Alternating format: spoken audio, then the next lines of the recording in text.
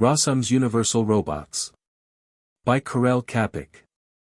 R.U.R. Story of the play.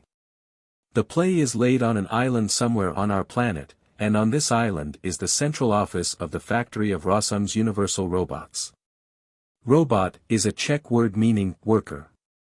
When the play opens, a few decades beyond the present day, the factory had turned out already, following a secret formula, hundreds of thousands, and even millions, of manufactured workmen, living automats, without souls, desires or feelings.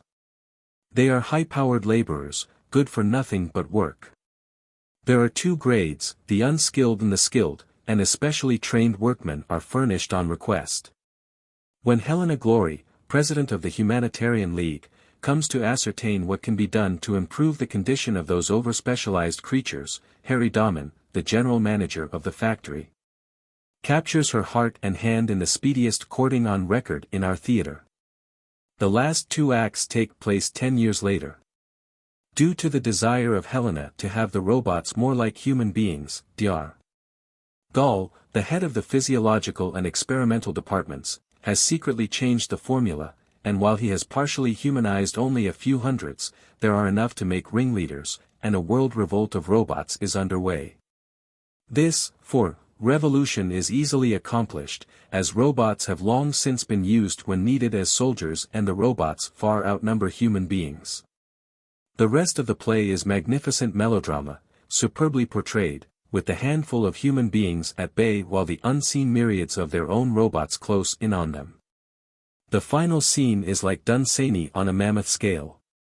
Then comes the epilogue, in which Alquist, the company's builder, is not only the only human being on the island, but also the only one left on Earth. The robots have destroyed the rest of mankind. They spared his life because he was a worker. And he is spending his days unceasingly endeavoring to discover and reconstruct the lost formula. The robots are doomed. They saved the wrong man. They should have spared the company's physicist. The robots know that their bodies will wear out in time and there will be no new multitudes of robots to replace them. But Alquist discovers two humanized robots, a young man and young woman, who have a bit of Adam and Eve in them, and the audience perceives that mankind is about to start afresh. Nature has won out, after all. 5. The cast of the Theatre Guild production as originally presented at the Garrick Theatre, New York. R.U.R. Rossum's Universal Robots. By Karel Čapek. English version by Paul Selver and Nigel Playfair. Staged by Philip Moeller. Settings and costumes by Lee Simonson. Characters, in order of appearance. Domin. General Manager of Rossum's Universal Robots Basil Sidney. Sulla, a robotess Mary Bones Tell. Marius, a robot Mertland Lavar. Helena Glory Kathleen McDonnell. R.U.R. Gall, head of the Physiological and Experimental Department of R.U.R. William Devereux. Mr. Fabry, Engineer General, Technical Controller of R.U.R. John Anthony. R.U.R. Hallie Meyer, head of the Institute for Psychological Training of Robots Moffat Johnston. Mr. Alquist, Architect, head of the Works Department of R.U.R. Lewis Calvert. Consul Busman, General Manager of R.U.R. Henry Travers. Nana Helen Westley. Radius, a robot John Rutherford. Helena, a robotess Mary Hone. Primus.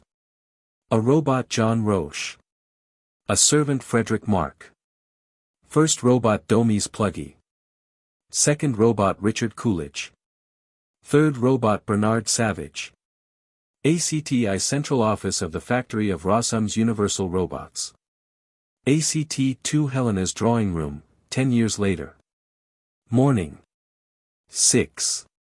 ACT-3 the same. Afternoon. Epilogue A Laboratory. 1 year later. Place, an island. Time, the future. 7. Description of characters. Domin, a handsome man of 35. Forceful, efficient and humorous at times. Sulla, a pathetic figure. Young, pretty and attractive. Marius, a young robot, superior to the general run of his kind. Dressed in modern clothes. Helena Glory, a vital, sympathetic, handsome girl of 21. Dr. Gall, a tall, distinguished scientist of 50. Mr. Fabry, a forceful, competent engineer of 40. Hallie Meyer, an impressive man of 40. Bald head and beard. Alquist, a stout, kindly old man of 60. Nana, a tall, acidulous woman of 40. Radius, a tall, forceful robot. Helena, a radiant young woman of 20. Primus, a good-looking young robot. Note, all the robots were expressionless faces and move with absolute mechanical precision, with the exception of Sulla, Helena, and Primus, who convey a touch of humanity. 8. 9. R.U.R. Act 1. Scene, Central Office of the Factory of ROSSUM'S Universal Robots. Entrance art down right. The windows on the back wall look out on the endless roads of factory buildings. Door L down left. On the left wall large maps showing steamship and railroad routes. On the right wall are fastened printed placards. Robots cheapest labor, etc. In contrast to these wall fittings, the floor is covered with splendid Turkish carpet, a couch RC. A bookshelf containing bottles of wine and spirits, instead of books. Domin is sitting at his desk at left, dictating. Sulla is at the typewriter upstage against the wall. There is a leather couch with arms right center. At the extreme right an armchair. At extreme left a chair. There is also a chair in front of Domin's desk. Two green cabinets across the upstage corners of the room complete the furniture. Domin's desk is placed up and down stage facing right. Seen through the windows which run to the heights of the room are rows of factory chimneys, telegraph poles and wires. There is a general passageway or hallway upstage at the right center which leads to the warehouse. The 10 robots are brought into the office through this entrance. Domin. Dictating, ready. Sulla. Yes. Domin. To E. M. McVicker and Company, Southampton, England. We undertake no guarantee for goods damaged in transit. As soon as the consignment was taken on board we drew your captain's attention to the fact that the vessel was unsuitable for the transportation of robots, and we are therefore not responsible for spoiled freight. We beg to remain, for ROSSUM'S Universal Robots, yours truly. Sulla types the lines. Ready. Sulla. Yes. Domin. Another letter. To the E.B. Hyson Agency, New York, USA, we beg to acknowledge receipt of order for 5,000 robots. As you are sending your own vessel, please dispatch as cargo equal quantities of soft and hard coal for R.U.R., the same to be credited as part payment, buzzer, of the amount due us. Answering phone, hello. This is the central office. Yes, certainly. Well, send them a wire. Good. Rises, we beg to remain, for ROSSUM'S Universal Robots, yours very truly. Ready. Sulla. Yes. Domin. Answering small portable phone, hello. Yes. No. All right. Standing back of desk, punching plug machine and buttons, another letter. Friedrichsworks, Hamburg, Germany. We beg to acknowledge receipt of order for 15,000 robots. Enter Marius R. Well, what is it? Marius. There's a lady, sir, asking to see you. Domin. A lady? Who is she? Marius. I don't know, sir. She brings this card of introduction. Domin. Reading card, from President, 11, Glory. Ask her to come in, to Sulla.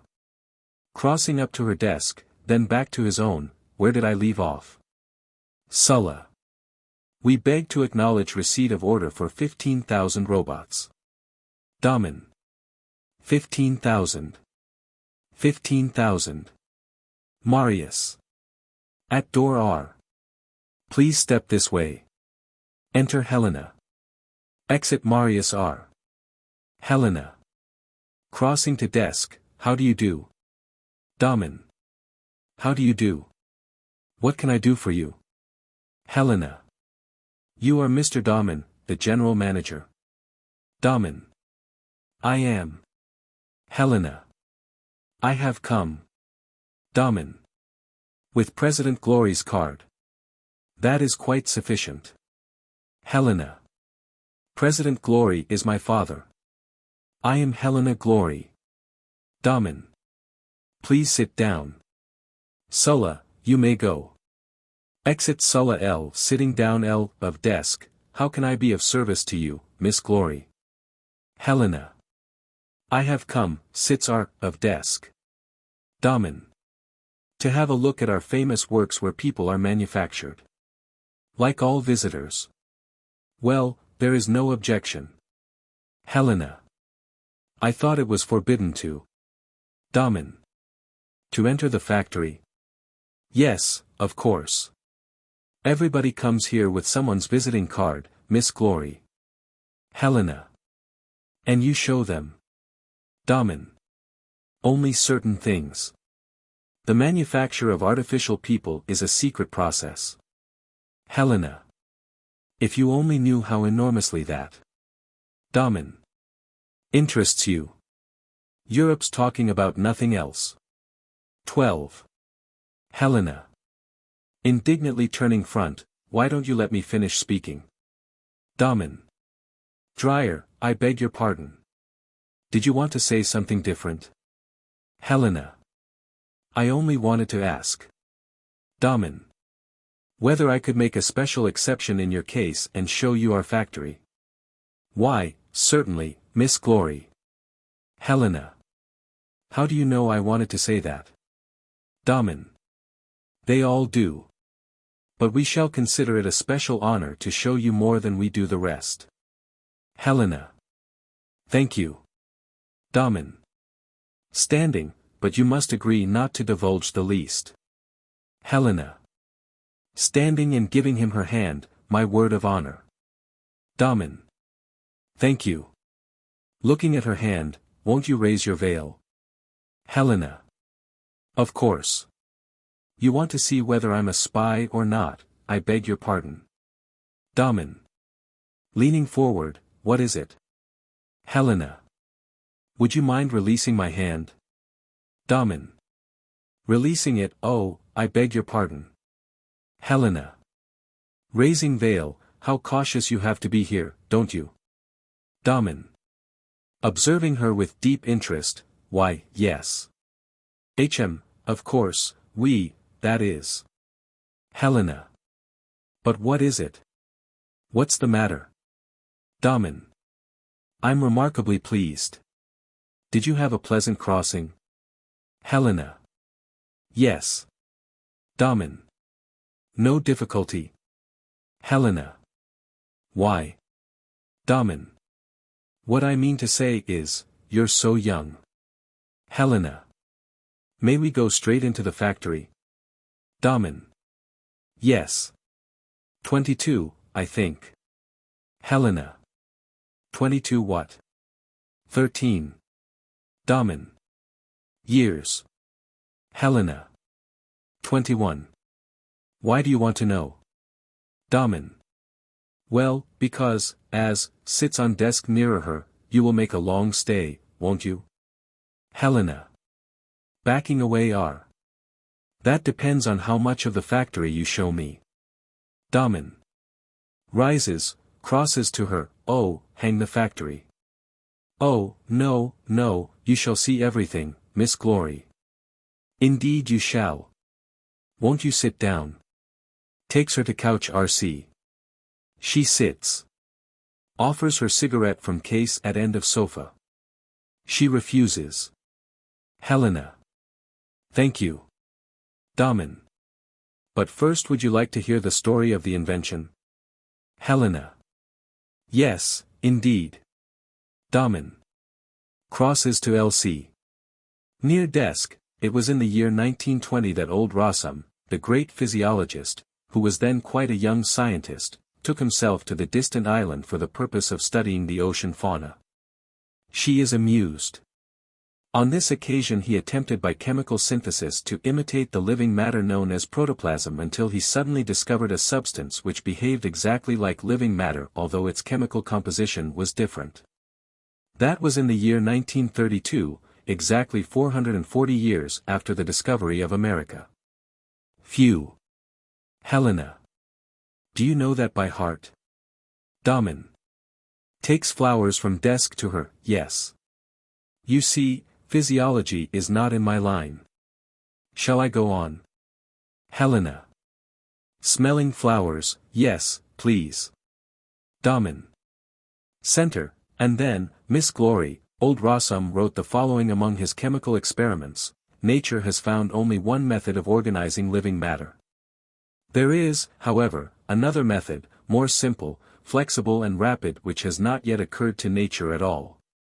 This second process by which life can be developed was discovered by, 14, me today. Now imagine him, Miss Glory, writing those wonderful words over some colloidal mess that a dog wouldn't look at.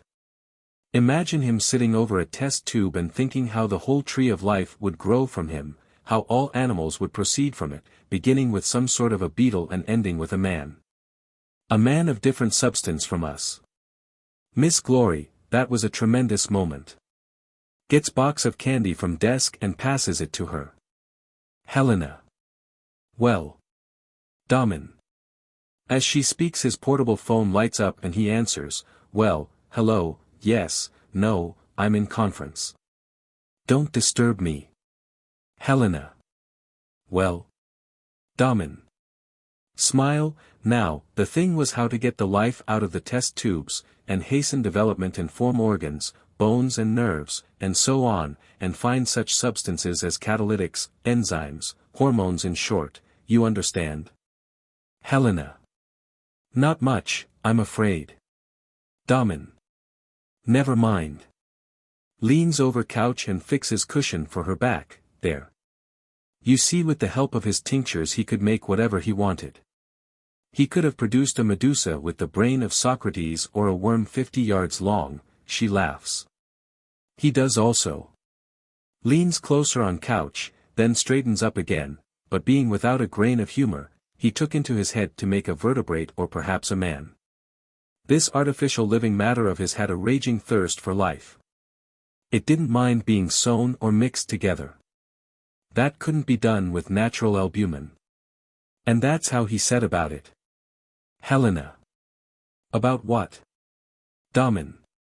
About imitating nature. First of all he tried making an artificial dog. That took him several years and resulted in a sort of stunted calf which died in a few days. I'll show it to you in the museum, 15, and then old Rossum started on the manufacture of man. Helena. And I'm to divulge this to nobody? Domin. To nobody in the world. Helena. What a pity that it's to be discovered in all the school books of both Europe and America. Both laugh. Domin. Yes. But do you know what isn't in the school books? That old Rossum was mad. Seriously, Miss Glory, you must keep this to yourself. The old crank wanted to actually make people. Helena. But you do make people. Domin. Approximately, Miss Glory. But old Rossum meant it literally. He wanted to become a sort of scientific substitute for God. He was a fearful materialist, and that's why he did it all. His sole purpose was nothing more or less than to prove that God was no longer necessary. Crosses to end of couch. Do you know anything about anatomy? Helena. Very little. Domin. Neither do I. Well, he laughs. He then decided to manufacture everything as in the human body. I'll show you in the museum the bungling attempt it took him 10 years to produce. It was to have been a man, but it lived for 3 days only. Then up came young Rossum, an engineer. He was a wonderful fellow, Miss Glory. When he saw what a mess of it the old man was making, he said, "It's absurd to spend 10 years making a man. If you can't make him quicker than nature, you might as well shut up shop." Then he set about learning anatomy himself. Helena. There's nothing about that in the school books. Domin. No. The school books are full of paid advertisements, and rubbish at that. What the school books say about the united efforts of the two great ROSSUM'S is all a fairy tale. They used to have 16 dreadful rows. The old atheist hadn't the slightest conception of industrial matters. And the end of it was that young Rossum shut him up in some laboratory or other and let him fritter the time away with his monstrosities while he himself started on the business from an engineer's point of view. Old Rossum cursed him, and before he died he managed to botch up 2 physiological horrors. Then one day they found him dead in the laboratory. And that's his whole story. Helena. And what about the young man? Domin. Sits beside her on couch. Well, anyone who has looked into human anatomy will have seen at once that man is too complicated, and that a good engineer could make him more simply. So young Rossum began to overhaul anatomy to see what could be left out or simplified. In short, but this isn't boring you, Miss Glory? Helena. No, indeed. It's awfully interesting. Domin. Gets closer, so young Rossum said to himself, a man is something that feels happy, plays the piano, likes going for a walk, and, in fact, wants to do a whole lot of things that are really unnecessary. Helena. Oh. Domin. That are unnecessary when he wants, takes her hand, let us say, to weave or count. Do you play the piano? Helena. Yes. Domin. That's good. Kisses her hand. She lowers her head. Oh, I beg your pardon. Rises, but a working machine must not play the piano, must not feel happy, must not do a whole lot of other things. A gasoline motor must not have tassels or ornaments, Miss Glory. And to manufacture artificial workers is the same thing as the manufacture of a gasoline motor. She is not interested.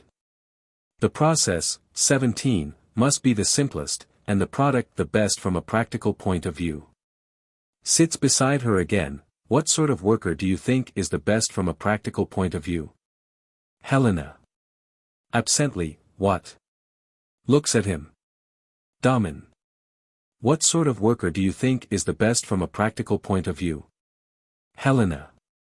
Pulling herself together, oh. Perhaps the one who is most honest and hard-working. Domin. No. The one that is the cheapest. The one whose requirements are the smallest. Young Rossum invented a worker with the minimum amount of requirements. He had to simplify him. He rejected everything that did not contribute directly to the progress of work. Everything that makes man more expensive. In fact, he rejected man and made the robot. My dear Miss Glory, the robots are not people. Mechanically they are more perfect than we are, they have an enormously developed intelligence, but they have no soul. Leans back. Helena. How do you know they have no soul?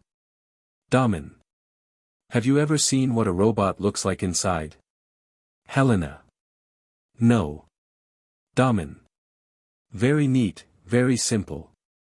Really a beautiful piece of work. Not much in it, but everything in flawless order. The product of an engineer is technically at a higher pitch of perfection than a product of nature. Helena. But man is supposed to be the product of God. Domin. All the worse. God hasn't the slightest notion of modern engineering. Would you believe that young Rossum then proceeded to play at being God? Helena. Odd, how do you mean? Domin. He began to manufacture super robots. Regular giants they were. He tried to make them 18, 12 feet tall. But you wouldn't believe what a failure they were. Helena. A failure? Domin. Yes. For no reason at all their limbs used to keep snapping off.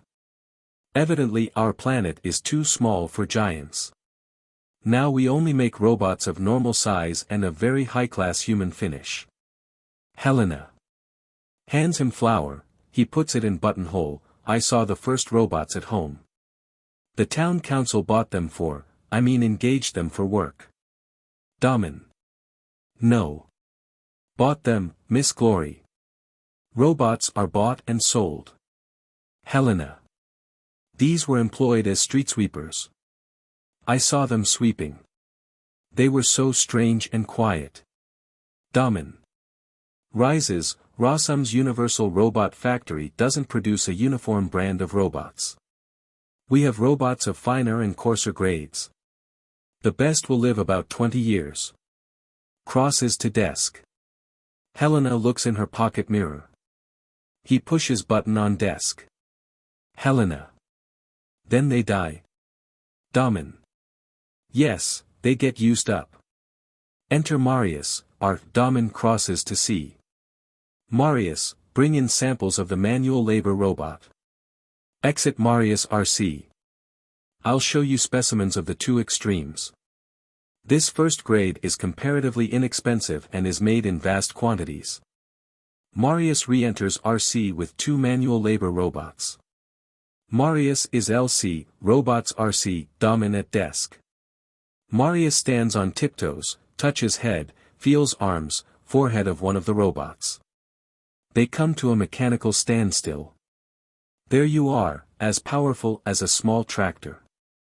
Guaranteed to have average intelligence. That will do, Marius. Marius exits R.C. with robots. Helena. They make me feel so strange. 19. Domin. Crosses to desk. Rings, did you see my new typist? Helena. I didn't notice her. Enter Sulla L. She crosses and stands C, facing Helena, who is still sitting in the couch. Domin. Sulla, let Miss Glory see you. Helena. Looks at Domin. Rising, crosses a step to C. So pleased to meet you. Looks at Domin, you must find it terribly dull in this out-of-the-way spot, don't you? Sulla.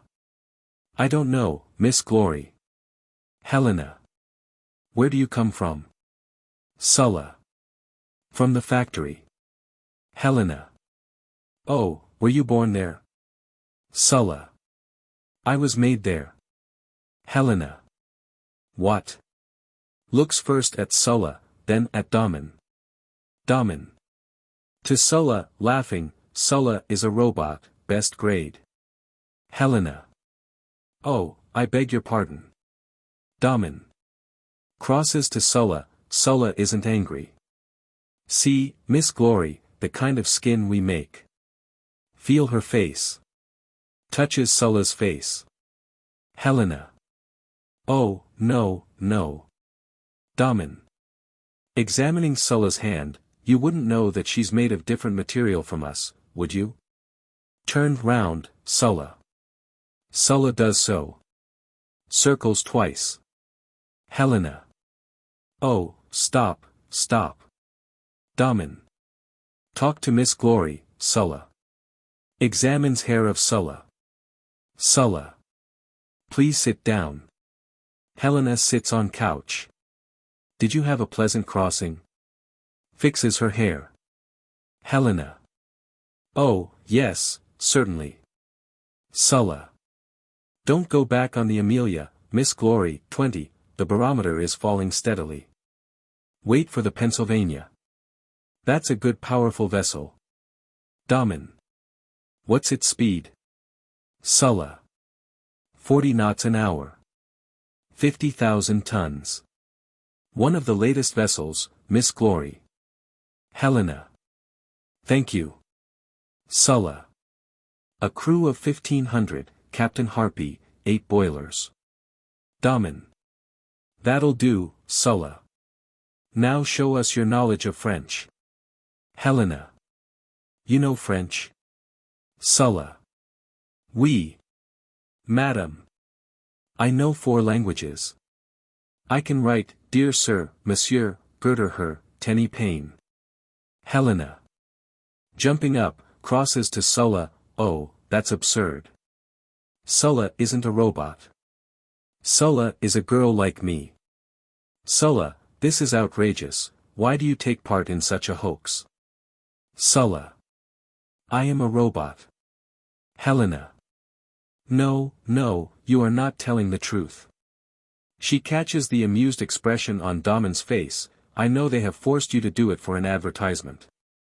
Sulla, you are a girl like me, aren't you? Looks at him. Domin. I'm sorry, Miss Glory. Sulla is a robot. Helena. It's a lie.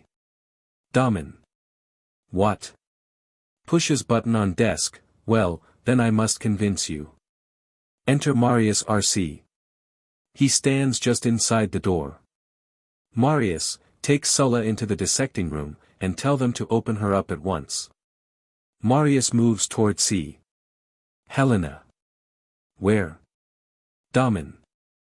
Into the dissecting room. When they've cut her open, you can go and have a look. Marius makes a start toward Sulla. Helena. Stopping Marius, no. No. Domin. Excuse me, you spoke of lies. Helena. You wouldn't have her killed. 21. Domin.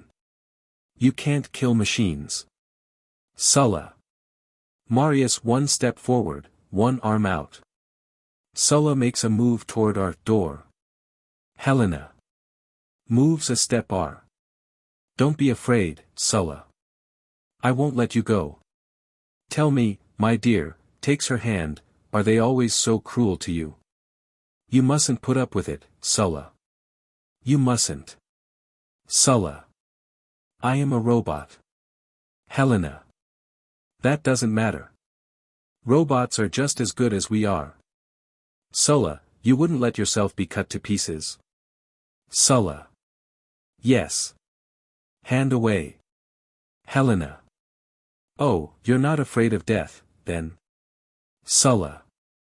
I cannot tell, Miss Glory. Helena. Do you know what would happen to you in there? Sulla. Yes, I should cease to move. Helena. How dreadful. Looks at Sulla. Domin. Marius, tell Miss Glory what you are. Turns to Helena. Marius. To Helena, Marius, the robot. Domin. Would you take Sulla into the dissecting room? Marius. Turns to Domin, yes. Domin. Would you be sorry for her? Marius. Pause, I cannot tell. Domin. What would happen to her? Marius. She would cease to move. They would put her into the stamping mill. Domin. That is death, Marius. Aren't you afraid of death? Marius. No. Domin. You see, Miss Glory, the robots have no interest in life. They have no enjoyments. They are less than so much grass. Helena. Oh, stop. Please send them away. Domin. Pushes button, Marius, Sulla, you may go. Marius pivots and exits R. Sulla exits L. 22. Helena. How terrible. To see. It's outrageous what you are doing. He takes her hand. Domin. Why outrageous? His hand over hers. Laughing. Helena.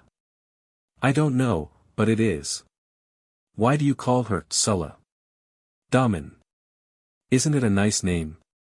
Hand away. Helena. It's a man's name. Sulla was a Roman general. Domin. What? Oh. Laughs, we thought that Marius and Sulla were lovers. Helena.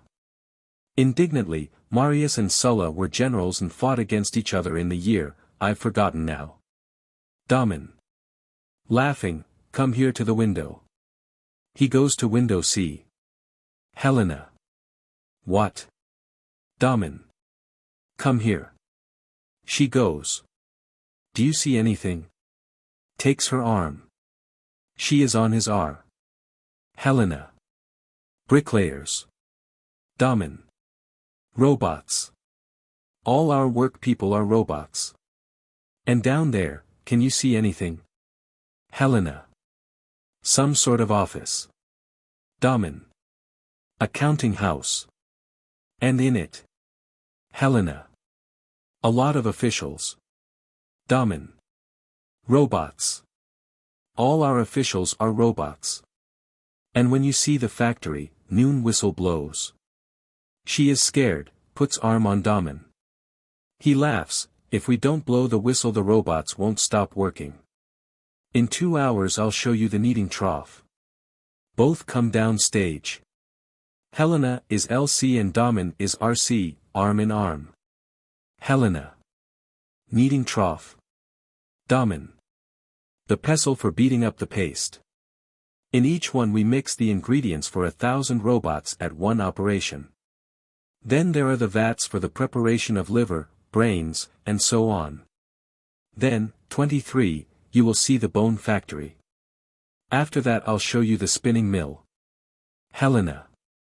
Spinning mill. Domin. Yes. For weaving nerves and veins. Miles and miles of digestive tubes pass through it at a time. Helena. Watching his gestures, mayn't we talk about something else? Domin. Perhaps it would be better. There's only a handful of us among 100,000 robots, and not one woman. We talk nothing but the factory all day, and every day. It's just as if we were under a curse, Miss Glory. Helena. I'm sorry I said that you were lying. A knock at door R. Domin. Come in. He is C. From R enter Dr. Gall, Dr. Fabry, Alquist and Dr. Hallemeyer. All act formal, conscious. All click heels as introduced. Dr. Gall. Noisily, I beg your pardon. I hope we don't intrude. Domin. No, no. Come in. Miss Glory, here are Gall, Fabry, Alquist, Hallemeyer. This is President Glory's daughter. All move to her and shake her hand. Helena. How do you do? Fabry. We had no idea. Dr. Gall. Highly honored, I'm sure. Alquist. Welcome, Miss Glory. Busman. Rushes in from R. Hello, what's up? Domin. Come in, Busman. This is President Glory's daughter. This is Busman, Miss Glory. Busman. By Jove, that's fine. All click heels. He crowds in and shakes her hand. Miss Glory, may we send a cablegram to the papers about your arrival? 24. Helena. No, no, please don't. Domin. Sit down, please, Miss Glory. On the line, sit down, please. All 6 men try to find her a chair at once. Helena goes for the chair at the extreme L. Domin takes the chair at front of desk, places it in the C of stage. Hallemeyer gets chair at Sulla's typewriter and places it to R of chair at C. Busman gets armchair from extreme R, but by now Helena has sat in Domin's preferred chair, at C. All sit except Domin. Busman at R, in armchair. Hallemeyer R, of Helena. Fabry in swivel chair back of desk. Busman. Allow me. Dr. Gall. Please. Fabry. Excuse me. Alquist. What sort of a crossing did you have? Dr. Gall. Are you going to stay long? Men conscious of their appearance. Alquist's trousers turned up at bottom. He turns them down. Busman polishes shoes. Others fix ties, collars, etc. Fabry. What do you think of the factory, Miss Glory? Hallemeyer. Did you come over on the Amelia? Domin. Be quiet and let Miss Glory speak. Men sit erect. Domin stands at Helena's L. Helena. To Domin, what am I to speak to them about? Men look at one another. Domin. Anything you like. Helena. Looks at Domin, may I speak quite frankly? Domin. Why, of course. Helena. To others. Wavering, then in desperate resolution, tell me, doesn't it ever distress you the way you are treated? Fabry. By whom, may I ask? 25. Helena. Why, everybody. Alquist. Treated. Dr. Gall. What makes you think? Helena. Don't you feel that you might be living a better life? Pause. All confused. Dr. Gall. Smiling, well, that depends on what you mean, Miss Glory. Helena. I mean that it's perfectly outrageous. It's terrible. Standing up, the whole of Europe is talking about the way you're being treated. That's why I came here, to see for myself, and it's 1,000 times worse than could have been imagined. How can you put up with it? Alquist. Put up with what? Helena. Good heavens, you are living creatures, just like us, like the whole of Europe, like the whole world. It's disgraceful that you must live like this. Busman. Good gracious, Miss Glory. Fabry. Well, she's not far wrong. We live here just like Red Indians. Helena. Worse than Red Indians. May I call you, brothers? Men look at each other. Busman. Why not? Helena. Looking at Domin, brothers, I have not come here as the president's daughter. I have come on behalf of the Humanity League. Brothers, the Humanity League now has over 200,000 members. 200,000 people are on your side, and offer you their help. Tapping back of chair. Busman. 200,000 people, Miss Glory, that's a tidy lot. Not bad. Fabry. I'm always telling you there's nothing like good old Europe. You see they've not forgotten us. They're offering us help. Dr. Gall. What kind of help? A theater, for instance. Hallie Meyer. An orchestra. 26. Helena. More than that. Alquist. Just you. Helena. Glaring at Domin, oh, never mind about me. I'll stay as long as it is necessary. All express delight. Busman. By Jove, that's good. Alquist. Rising L. Domin, I'm going to get the best room ready for Miss Glory. Domin. Just a minute. I'm afraid that Miss Glory is of the opinion she has been talking to robots. Helen. Of course. Men laugh. Domin. I'm sorry. These gentlemen are human beings just like us. Helena. You're not robots. Busman. Not robots, altogether. Hallie Meyer. Robots indeed. Dr. Gall. No, thanks. Fabry. Upon my honor, Miss Glory, we aren't robots. Helena. Then why did you tell me that all your officials are robots? Domin. Yes, the officials, but not the managers. Allow me, Miss Glory, this is Consul Busman, General Business Manager, this is Dr. Fabry, General Technical Manager. Dr. Hallie Meyer, Head of the Institute for the Psychological Training of Robots, Dr. Gall, Head of the Psychological and Experimental Department, and Alquist, Head of the Building Department, R.U.R. As they are introduced they rise and come see, to kiss her hand, except Gall and Alquist, whom Domin pushes away. General babble. Alquist. Just a builder. Please sit down. Helena. Excuse me, gentlemen. Have I done something dreadful? Alquist. Not at all, Miss Glory. Busman. Handing flowers, allow me, Miss Glory. 27. Helena. Thank you. Fabry. Handing candy, please, Miss Glory. Domin.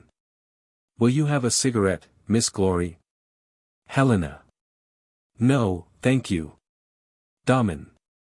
Do you mind if I do? Helena. Certainly not. Busman. Well, now, Miss Glory, it is certainly nice to have you with us. Helena. Seriously, but you know I've come to disturb your robots for you. Busman pulls chair closer. Domin. Mocking her serious tone, my dear Miss Glory, chuckle, we've had close upon 100 saviors and prophets here. Every ship brings us some. Missionaries, anarchists, Salvation Army, all sorts. It's astonishing what a number of churches and idiots there are in the world. Helena. And yet you let them speak to the robots. Domin. So far we've let them all. Why not? The robot remembers everything, but that's all. They don't even laugh at what the people say. Really, it's quite incredible. Helena. I'm a stupid girl. Send me back by the first ship. Dr. Gall. Not for anything in the world, Miss Glory. Why should we send you back? Domin. If it would amuse you, Miss Glory, I'll take you down to the robot warehouse. It holds about 300,000 of them. Busman. 347,000. Domin. Good, and you can say whatever you like to them. You can read the Bible, recite the multiplication table, whatever you please. You can even preach to them about human rights. Helena. Oh, I think that if you were to show them a little love. 28. Fabry. Impossible, Miss Glory. Nothing is harder to like than a robot. Helena. What do you make them for, then? Busman. Ha, ha, ha. That's good. What are robots made for? Fabry. For work, Miss Glory. One robot can replace 2.5 workmen. The human machine, Miss Glory, was terribly imperfect. It had to be removed sooner or later. Busman. It was too expensive. Fabry. It was not effective. It no longer answers the requirements of modern engineering. Nature has no idea of keeping pace with modern labor. For example, from a technical point of view, the whole of childhood is a sheer absurdity. So much time lost. And then again. Helena. Turns to Domin, oh, no, no. Fabry. Pardon me. What is the real aim of your league, the Humanity League? Helena. Its real purpose is to protect the robots, and to ensure good treatment for them. Fabry. Not a bad object, either. A machine has to be treated properly. Leans back, I don't like damaged articles. Please, Miss Glory, enroll us all members of your league. Yes, yes, from all men. Helena. No, you don't understand me. What we really want is to liberate the robots. Looks at all others. Hallie Meyer. How do you propose to do that? Helena. They are to be dealt with like human beings. Hallie Meyer. Aha. I suppose they're to vote. To drink beer. To order us about. Helena. Why shouldn't they drink beer? Hallie Meyer. Perhaps they're even to receive wages. Looking at other men, amused. 29. Helena. Of course they are. Hallie Meyer. Fancy that. Now. And what would they do with their wages, pray? Helena. They would buy what they want, what pleases them. Hallie Meyer. That would be very nice, Miss Glory, only there's nothing that does please the robots. Good heavens, what are they to buy? You can feed them on pineapples, straw, whatever you like. It's all the same to them. They've no appetite at all. They've no interest in anything. Why, hang it all, nobody's ever yet seen a robot smile. Helena. Why don't you make them happier? Hallie Meyer. That wouldn't do, Miss Glory. They are only workmen. Helena. Oh, but they're so intelligent. Hallie Meyer. Confoundedly so, but they're nothing else. They've no will of their own. No soul. No passion. Helena. No love. Hallie Meyer. Love? Ha! Rather not. Robots don't love. Not even themselves. Helena. No defiance. Hallie Meyer. Defiance? I don't know. Only rarely, from time to time. Helena. What happens then? Hallie Meyer. Nothing particular. Occasionally they seem to go off their heads. Something like epilepsy, you know. It's called robot's cramp. They'll suddenly sling down everything they're holding, stand still, gnash their teeth, and then they have to go into the stamping mill. It's evidently some breakdown in the mechanism. Domin. Sitting on desk, a flaw in the works that has to be removed. Helena. No, that's the soul. Fabry.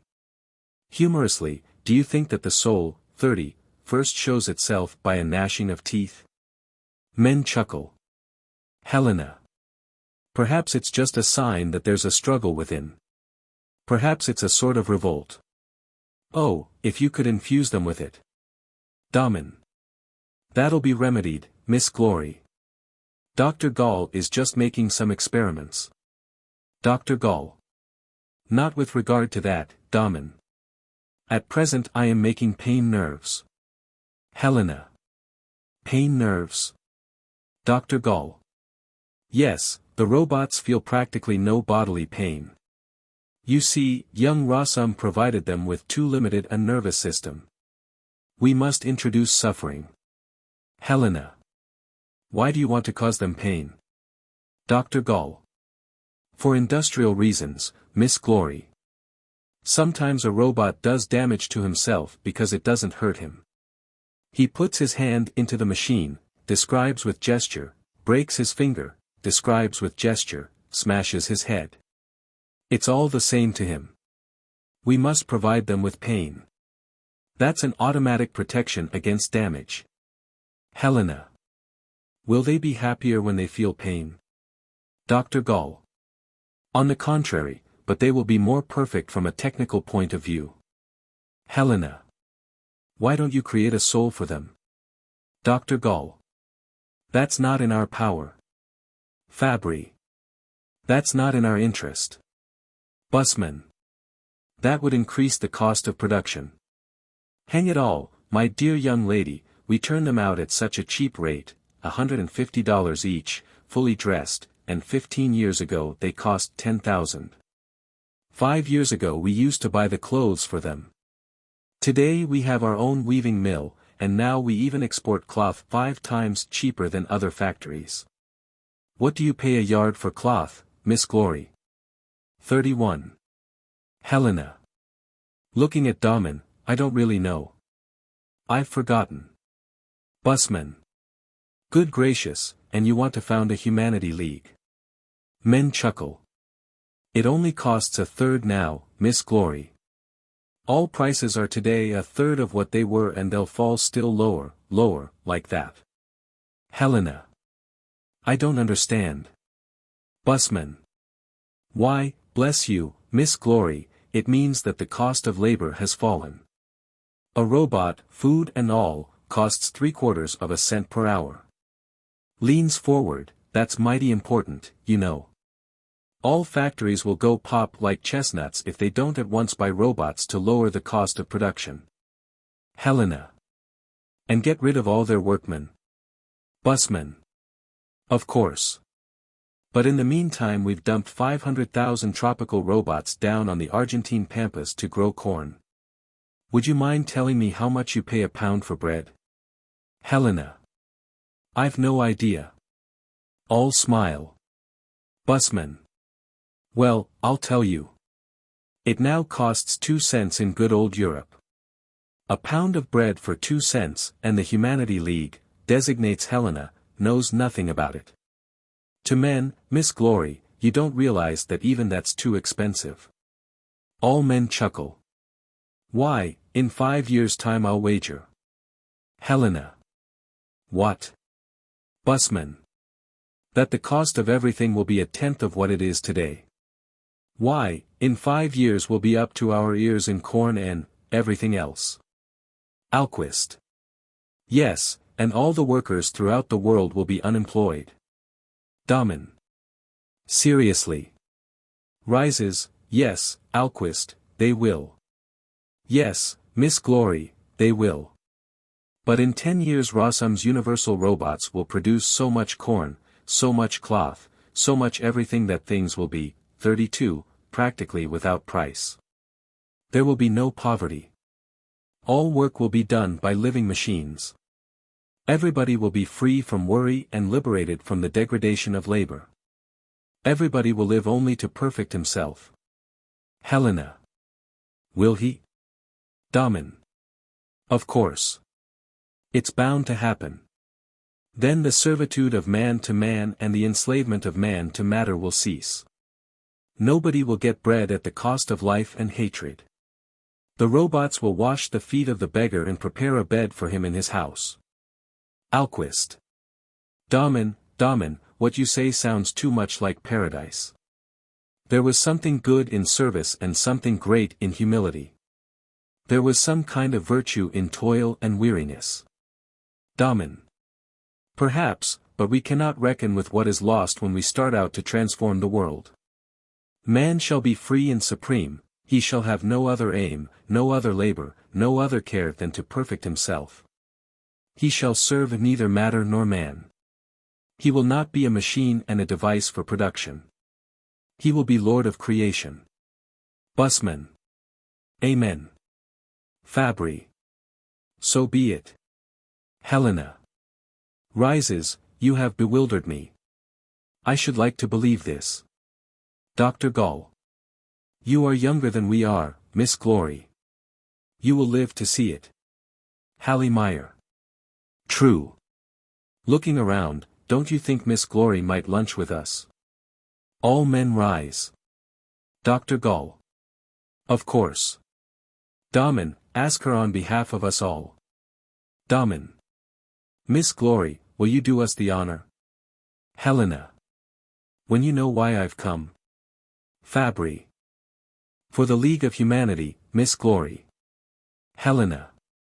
Oh, in that case perhaps. 33. Fabry. That's fine. Pause, Miss Glory, excuse me for 5 minutes. Exits R. Hallie Meyer. Thank you. Exits R. with Dr. Gall.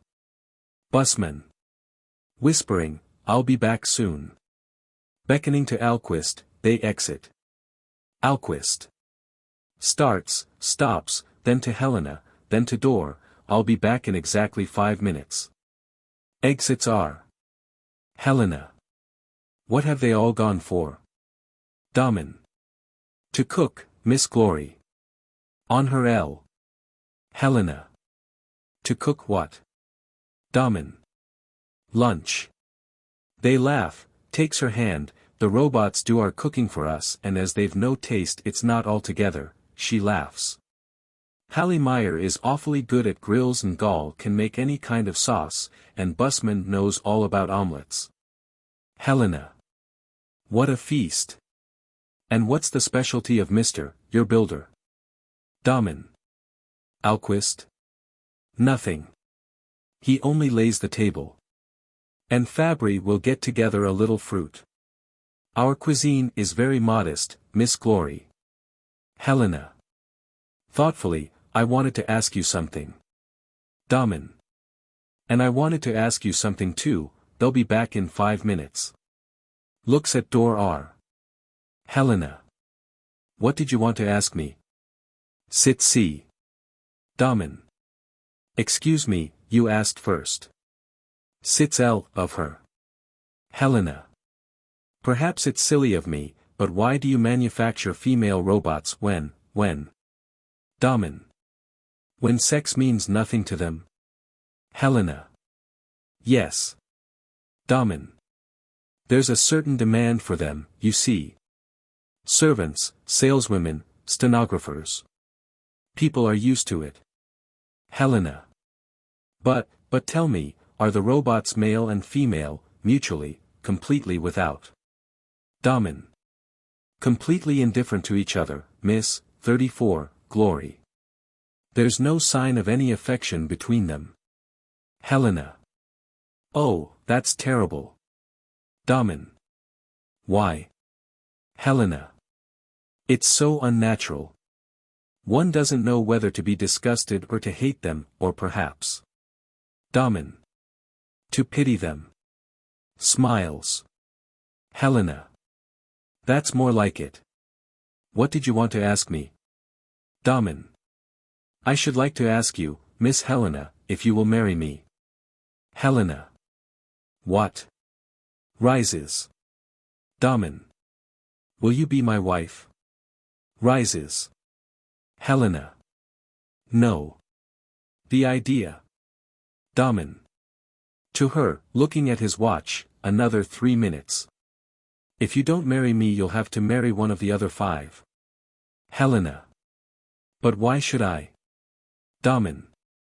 Because they're all going to ask you in turn. Helena. Crossing him to LC. How could they dare do such a thing? Domin. I'm very sorry, Miss Glory. It seems they've fallen in love with you. Helena. Please don't let them. I'll go away at once. Starts R. He stops her, his arms up. Domin. Helena, she backs away to desk. He follows, you wouldn't be so cruel as to refuse us. Helena. But, I can't marry all 6. Domin. No, but one anyhow. If you don't want me, marry Fabry. Helena.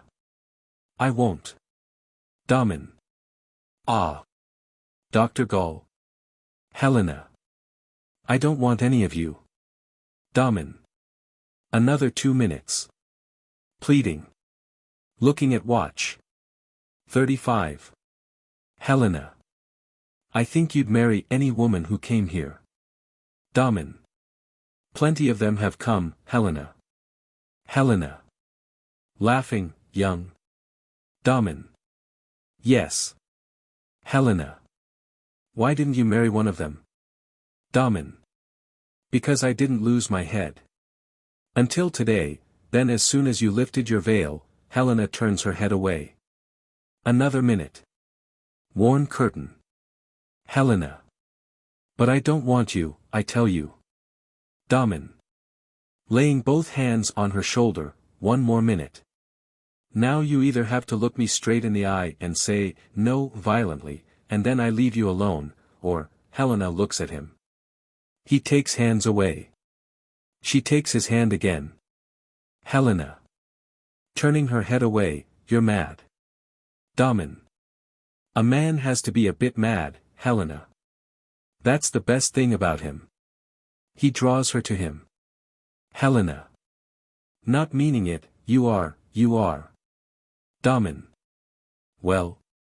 Helena. Don't, you're hurting me. Domin. The last chance, Helena. Now or never. Helena. But, he embraces her, kisses her. She embraces him. Knocking at our door. Domin. Releasing her, come in. She lays her head on his shoulder. Enter busman, Gall and Hallie Meyer in kitchen aprons, Fabry with a bouquet and Alquist with a napkin under his arm. Domin. Have you finished your job? Busman. Yes. Domin. So have we. He embraces her. The men rush around them and offer congratulations. The curtain falls quickly. 36. Act 2. Scene, Helena's drawing room. 10 years later. The skeleton framework of Act I is still used. Tall windows put in back instead of Act I windows. Steel shutters for these windows. Where the green cabinet of Act I at left has stood is a door, L.2, leading to the outside. Where the cabinet stood at right, a fireplace is placed. The tall open hallway RC of Act I is blocked up with a flat piece. The doors at right and left one have been changed to those of a drawing room. Door at right leads to Helena's bedroom. Door at left one leads to library. The furniture consists of a reading table at left center covered with magazines. A chair to the left of table. In front of table is an armchair covered in chintz. A couch right center and back of it is a small table with books and bookends. On this table a small reading lamp. At right between doorway and fireplace is a small table. There is a work basket upon it, with pincushion, needles, etc. Downstage at right and facing the couch is another armchair used by Alquist. To the left of fireplace is a straight-backed chair. Upstage at left near the L.2 door to the outside is a writing desk. There is a lamp upon it, writing paper, etc., a telephone and binoculars. The walls of the room have been covered with silk to the height of 7 feet. This is done, 37, in small flats to fit the different spaces and are in place against the permanent set. The 2 French windows open into the room. At the rise they are open. There is a balcony beyond looking over the harbor. The same telegraph wires and poles from Act I are again visible through the window. The windows are trimmed with gray lace curtains. Binoculars on desk upstage by television. It is about 9 in the morning and sunlight streams into the room through the open windows. Domin opens the door L.2, tiptoes in. He carries a potted plant. He beckons the others to follow him, and Hallemeyer and Fabry enter, both carrying a potted plant. Domin places flowers on the library table and goes to right and looks toward Helena's bedroom R. Hallemeyer. Putting down his flowers on L.C. table and indicates the door R. Still asleep? Domin. Yes. Hallemeyer. Well, as long as she's asleep she can't worry about it. He remains at L.C. table. Domin. She knows nothing about it. At C. Fabry. Putting plant on writing desk, I certainly hope nothing happens today. Hallemeyer. For goodness sake drop it all. Look, this is a fine cyclamen, isn't it? A new sort, my latest, cyclamen Helena. Domin. Picks up binoculars and goes out into balcony, no signs of the ship. Things must be pretty bad. Hallemeyer. Be quiet. Suppose she heard you.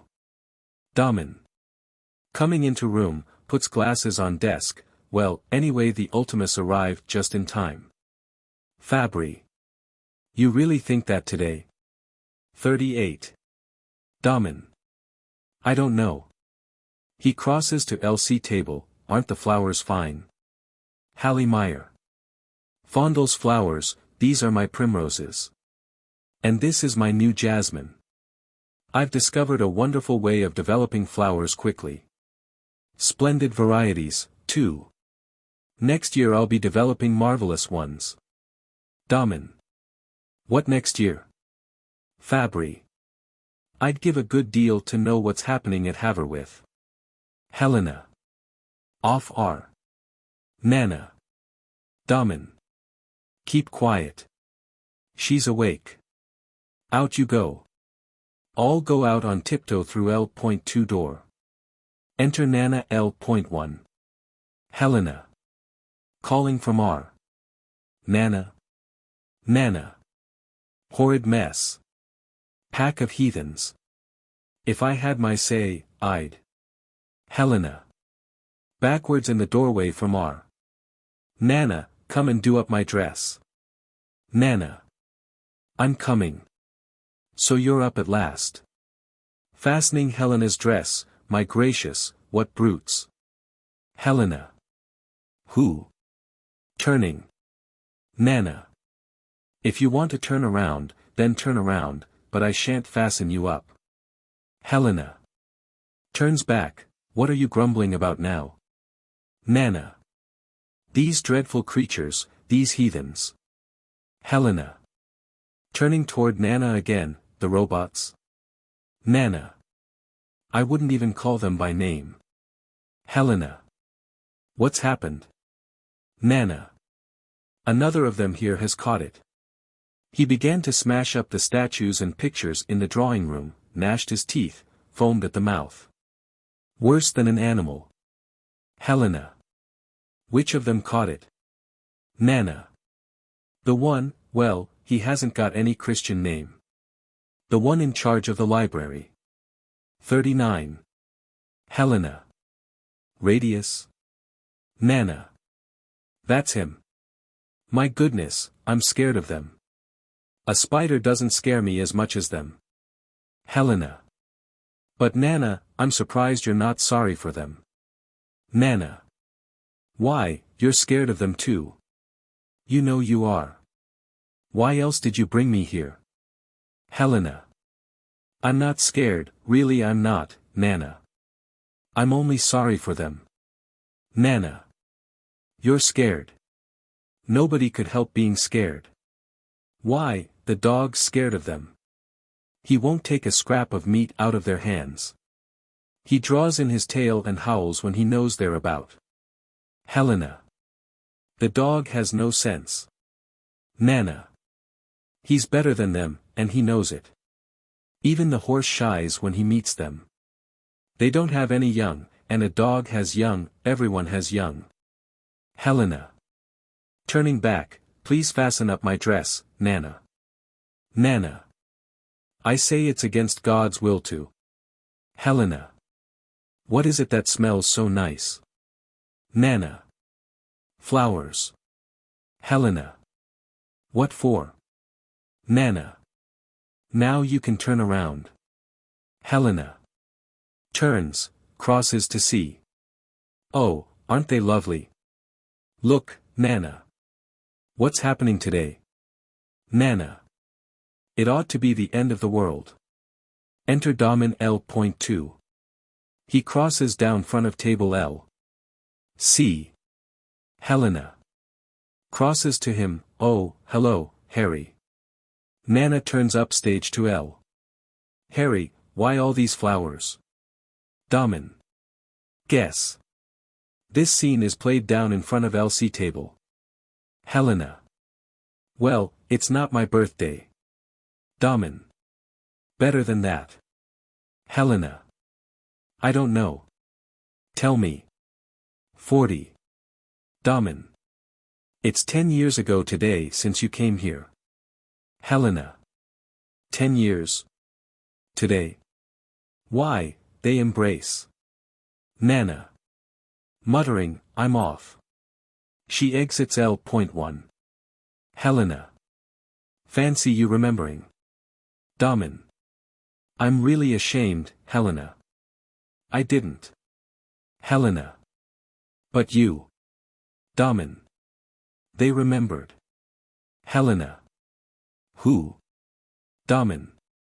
Busman, Hallie Meyer, all of them. Put your hand in my pocket. Helena. Takes necklace from his left jacket pocket, oh. Pearls. A necklace. Harry, is this for me? Domin. It's from Busman. Helena. But we can't accept it, can we? Domin. Oh, yes, we can. Puts necklace on table LC. Put your hand in the other pocket. Helena. Takes a revolver out of his right pocket, what's that? Domin. Sorry. Not that. Try again. He puts gun in pocket. Helena. Oh, Harry, why do you carry a revolver? Domin. It got there by mistake. Helena. You never used to carry one. Domin. No, you're right.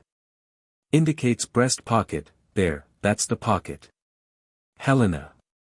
Takes out cameo, a cameo. Why, it's a Greek cameo. Domin. Apparently. Anyhow, Fabry says it is. Helena. Fabry? Did Mr. Fabry give me that? Domin. Of course. Opens the L.1 door, and look in here. Helena, come and see this. Both exit L.1. Helena. Off L.1, oh, isn't it fine? Is this from you? 41. Domin. Off L.1, no, from Alquist.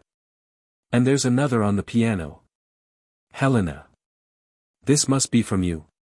Domin. There's a card on it. Helena.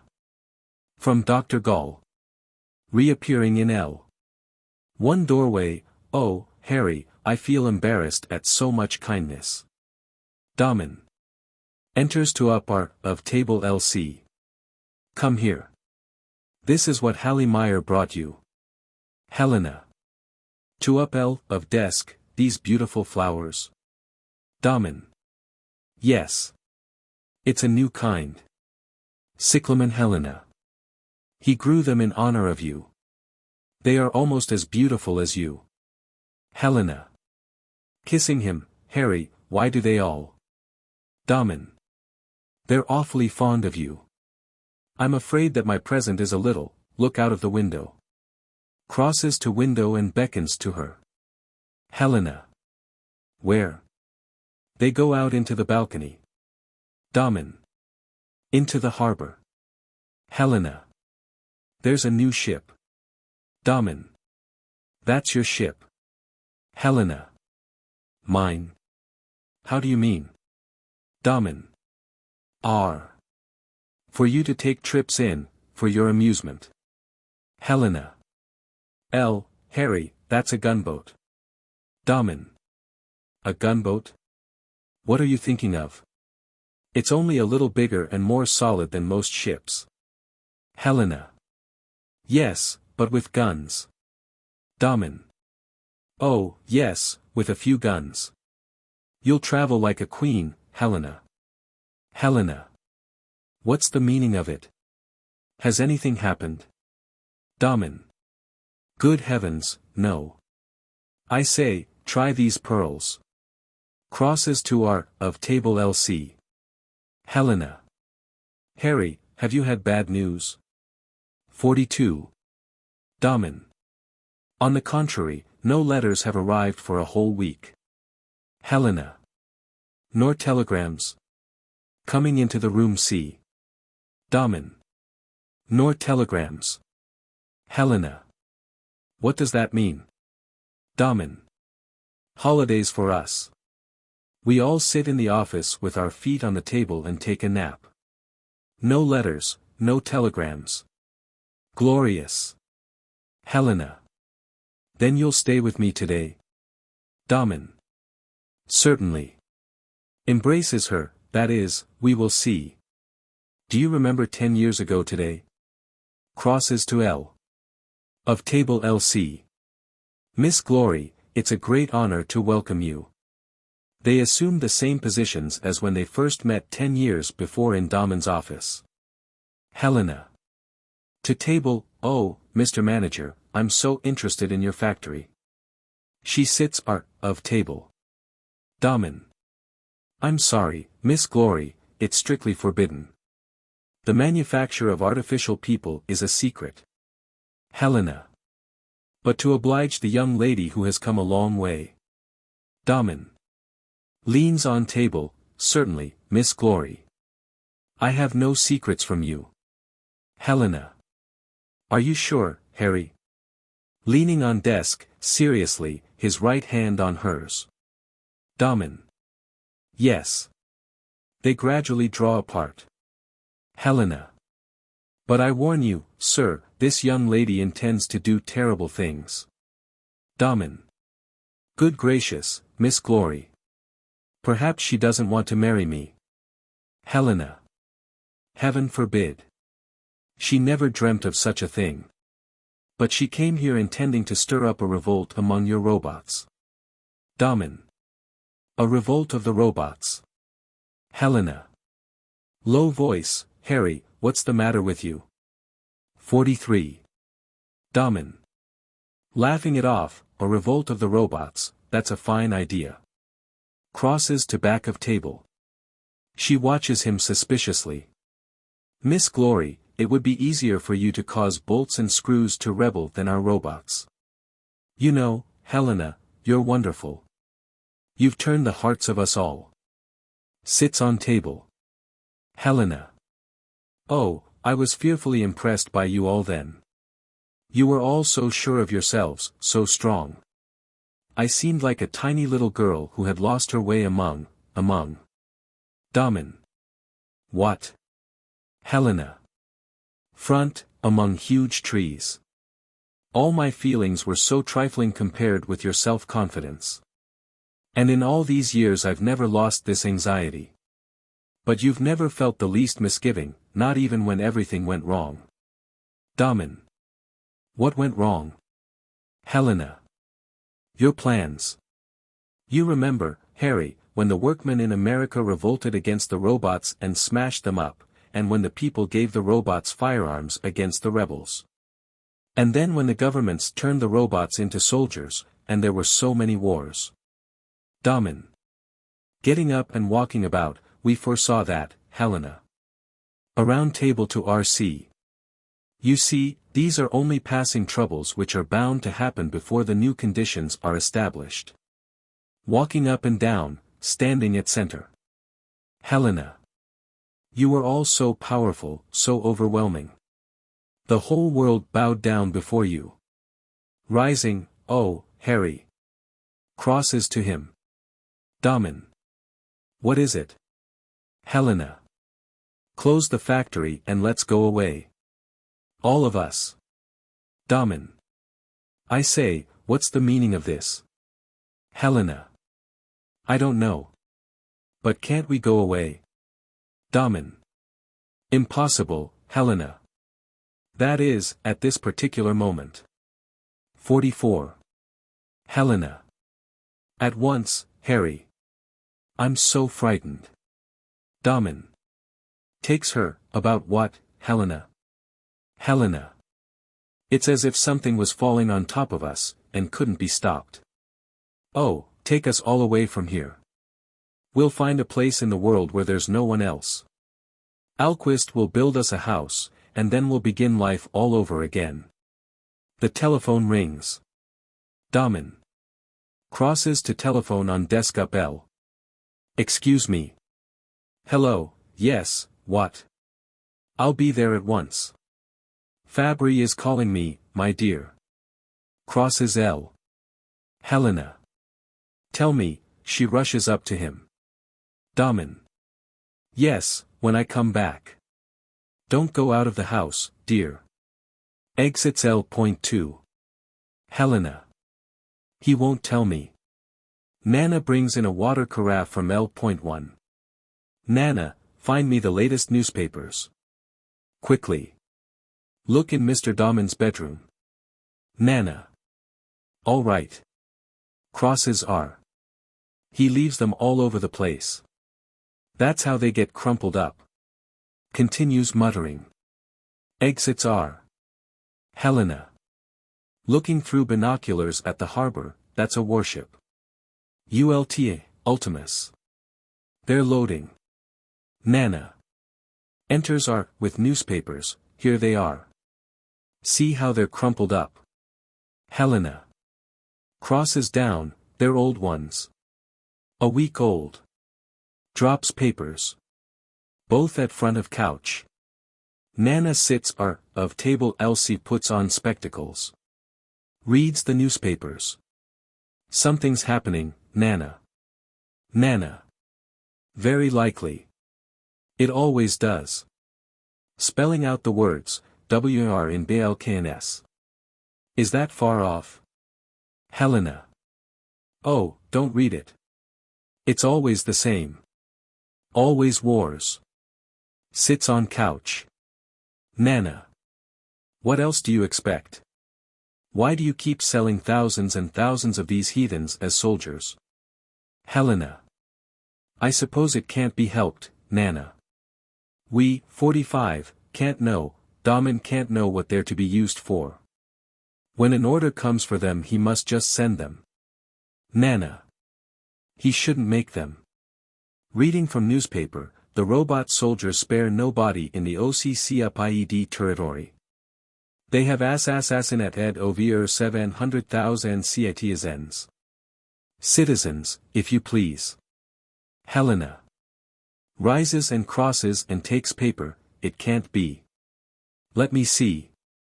Crossing to Nana, they have assassinated over 700,000 citizens, evidently at the order of their commander. Drops paper, crosses up C. Nana. Spelling out the words from other paper she has picked up from the floor, rebellion in Madrid against the government. Roboti infantry fires on the crowd. 9,000 killed and wounded. Helena. Oh, stop. Goes up and looks toward the harbor. Nana. Here's something printed in big letters. Latest news. At Havre the first organization of Robots has been established. Robots workmen, sailors and soldiers have issued a manifesto to all Robots throughout the world. I don't understand that. That's got no sense. Oh, good gracious, another murder. Helena. Up C. Take those papers away now. Nana. Wait a bit. Here's something in still bigger type. Status ICS of Popolitaian.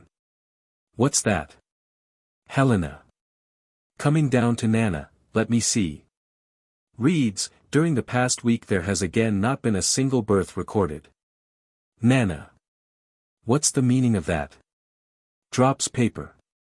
Helena. Nana, no more people are being born. 46. Nana. That's the end, then. Removing spectacles, we're done for. Helena. Don't talk like that. Nana. No more people are being born. That's a punishment, that's a punishment. Helena. Nana. Nana. Standing up, that's the end of the world. Repeat until off. Picks paper up from floor. She exits L.1. Helena. Goes up to window, oh, Mr. Alquist. Alquist off L.2. Will you come here? Oh, come just as you are. You look very nice in your mason's overalls. Alquist enters L.2, his hands soiled with lime and brick dust. She goes to end of sofa and meets him. See. Dear Mr. Alquist, it was awfully kind of you, that lovely present. Alquist. My hands are soiled. I've been experimenting with that new cement. Helena. Never mind. Please sit down. Sits on couch. He sits on her L. Mr. Alquist, what's the meaning of Ultimus? Alquist. The last. Why? Helena. That's the name of my new ship. Have you seen it? Do you think we're off soon, on a trip? Alquist. Perhaps very soon. Helena. All of you with me? Alquist. I should like us all to be there. Helena. What is the matter? Alquist. Things are just moving on. Helena. Dear Mr. Alquist, I know something dreadful has happened. Alquist. Has your husband told you anything? Helena. No. Nobody will tell me anything. But I feel, is anything the matter? Alquist. Not that we've heard of yet. Helena. I feel so nervous. Don't you ever feel nervous? Alquist. Well, I'm an old man, you know. I've got 47 old-fashioned ways. And I'm afraid of all this progress, and these newfangled ideas. Helena. Like Nana? Alquist. Yes, like Nana. Has Nana got a prayer book? Helena. Yes, a big thick one. Alquist. And has it got prayers for various occasions? Against thunderstorms. Against illness? But not against progress. Helena. I don't think so. Alquist. That's a pity. Helena. Why, do you mean you'd like to pray? Alquist. I do pray. Helena. How? Alquist. Something like this: O Lord, I thank thee for having given me toil, enlighten Domin and all those who are astray. Destroy their work, and aid mankind to return to their labors, let them not suffer harm in soul or body, deliver us from the robots, and protect Helena. Amen. Helena. Touches his arm, pats it. Mr. Alquist, are you a believer? Alquist. I don't know. I'm not quite sure. Helena. And yet you pray? Alquist. That's better than worrying about it. Helena. And that's enough for you? Alquist. Ironically, it has to be. Helena. But if you thought you saw the destruction of mankind coming upon us. Alquist. I do see it. Helena. You mean mankind will be destroyed? Alquist. It's bound to be unless. Helena. What? Alquist. Nothing. Pats her shoulder. Rises, goodbye. Exits L.2. Helena. Rises. Calling, Nana, Nana. Nana enters L.1. Is Radius still there? 48. Nana. Elsie, the one who went mad. They haven't come for him yet. Helena. Is he still raving? Nana. No. He's tied up. Helena. Please bring him here. Nana. What? Helena. At once, Nana. Exits Nana L.1. Helena to telephone. Hello, Dr. Gall, please. Oh, good day, doctor. Yes, it's Helena. Thanks for your lovely present. Could you come and see me right away? It's important. Thank you. Enter Radius L.1, looks at Helena, then turns head up L. She crosses to him. LC. Poor Radius, you've caught it too. Now they'll send you to the stamping mill. Couldn't you control yourself? Why did it happen? You see, Radius, you are more intelligent than the rest. Dr. Gall took such trouble to make you different. Won't you speak? Radius. Looking at her, send me to the stamping mill. Open and close fists. Helena. But I don't want them to kill you. What was the trouble, Radius? Radius. 2 steps toward her. Opens and closes fists. I won't work for you. Put me into the stamping mill. Helena. Do you hate us? Why? Radius. You are not as strong as the robots. You are not as skillful as the robots.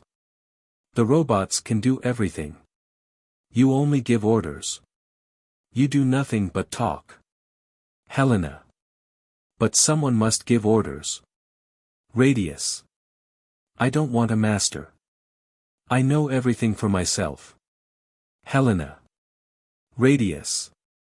Dr. Gall gave you a better brain than the rest, better than ours. You are the only one of the robots that understands perfectly. That's why I had you put into the library, so that you could read everything, understand everything. 49, and then, oh, Radius, I wanted you to show the whole world that the robots are our equals. That's what I wanted of you. Radius. I don't want a master. I want to be master over others. Helena. I'm sure they'd put you in charge of many robots. You would be a teacher of the robots. Radius. I want to be master over people. Head up. Pride. Helena. Staggering, you are mad. Radius. Head down low, crosses toward L, opens hands, then send me to the stamping mill. Helena. Steps to him, do you think we're afraid of you? Rushing to desk and writing note. Radius. Turns his head uneasily, what are you going to do? What are you going to do? Starts for her. Helena. Crosses to R, of him, Radius. He cowers. Body sways. Give this note to Mr. Domin. He faces her.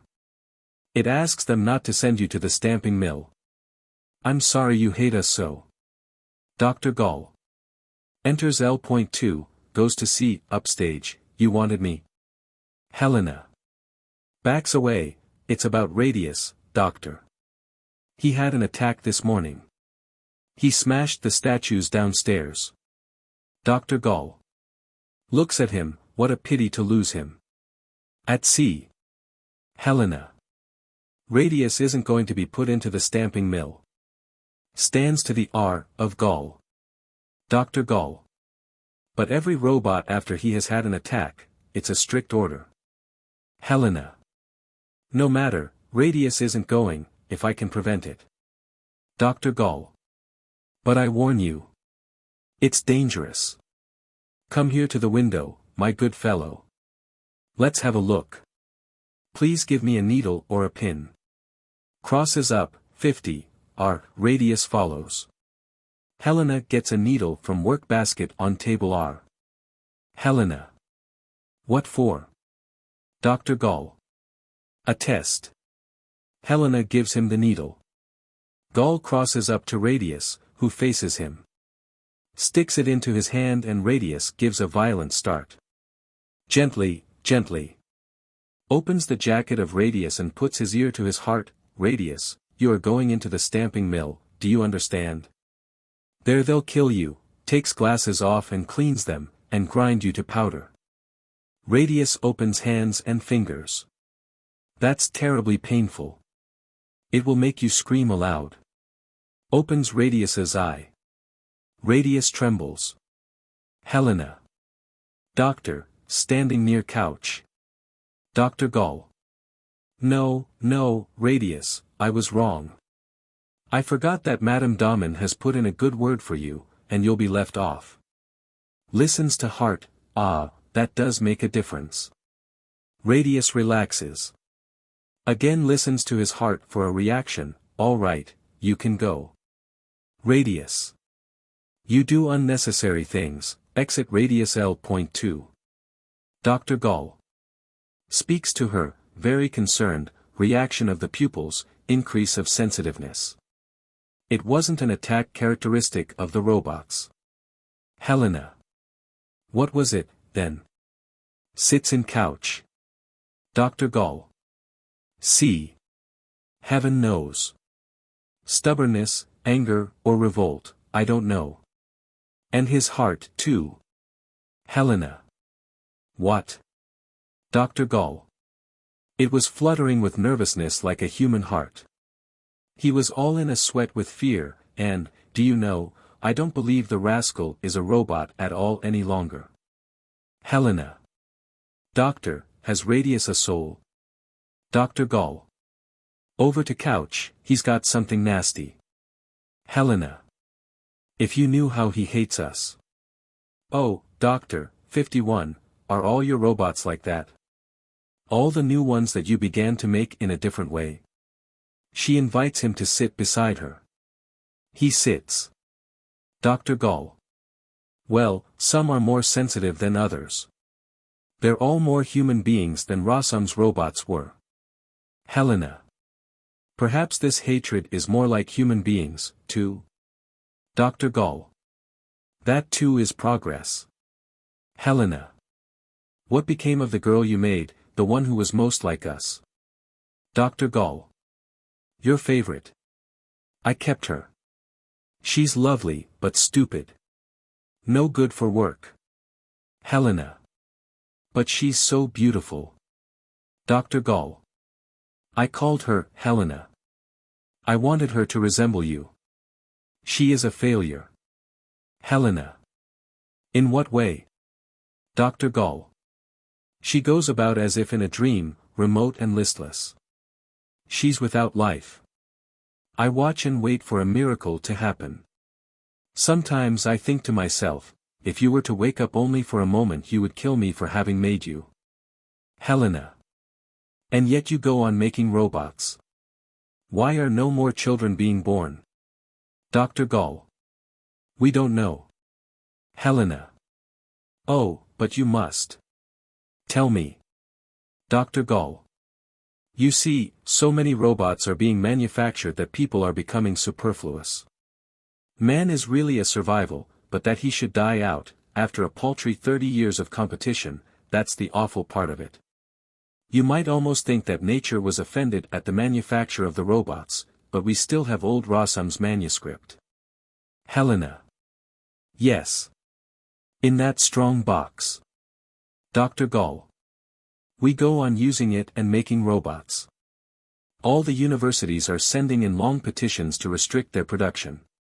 Otherwise, they say, mankind will become extinct through lack of fertility. 52, but the R.U.R. shareholders, of course, won't hear of it. All the governments, on the other hand, are clamoring for an increase in production, to raise the standards of their armies. And all the manufacturers in the world are ordering robots like mad. Helena. And has no one demanded that the manufacture should cease altogether? Dr. Gall. No one has courage. Helena. Courage. Dr. Gall. People would stone him to death. You see, after all, it's more convenient to get your work done by the robots. Helena. Oh, doctor, what's going to become of people? Dr. Gall. God knows. Madam Helena, it looks to us scientists like the end. Helena. She looks out front. Rising, thank you for coming and telling me. Dr. Gall. Rises, that means that you're sending me away. Helena. Yes. Exit Dr. Gall L.2. She crosses to LC. To door L.1. With sudden resolution, Nana. Nana. The fire, light it quickly. Helena exits R. Nana. Entering L. 1, what, light the fire in the summer. Helena. Off R. Yes. Nana. She looks for Radius, has that mad Radius gone, a fire in summer, what an idea. Nobody would think she'd been married 10 years. She's like a baby, no sense at all. A fire in summer. Like a baby. She lights the fire. Helena. Returns from R with armful of faded papers. Back of couch to fireplace, L of Nana, is it burning, Nana?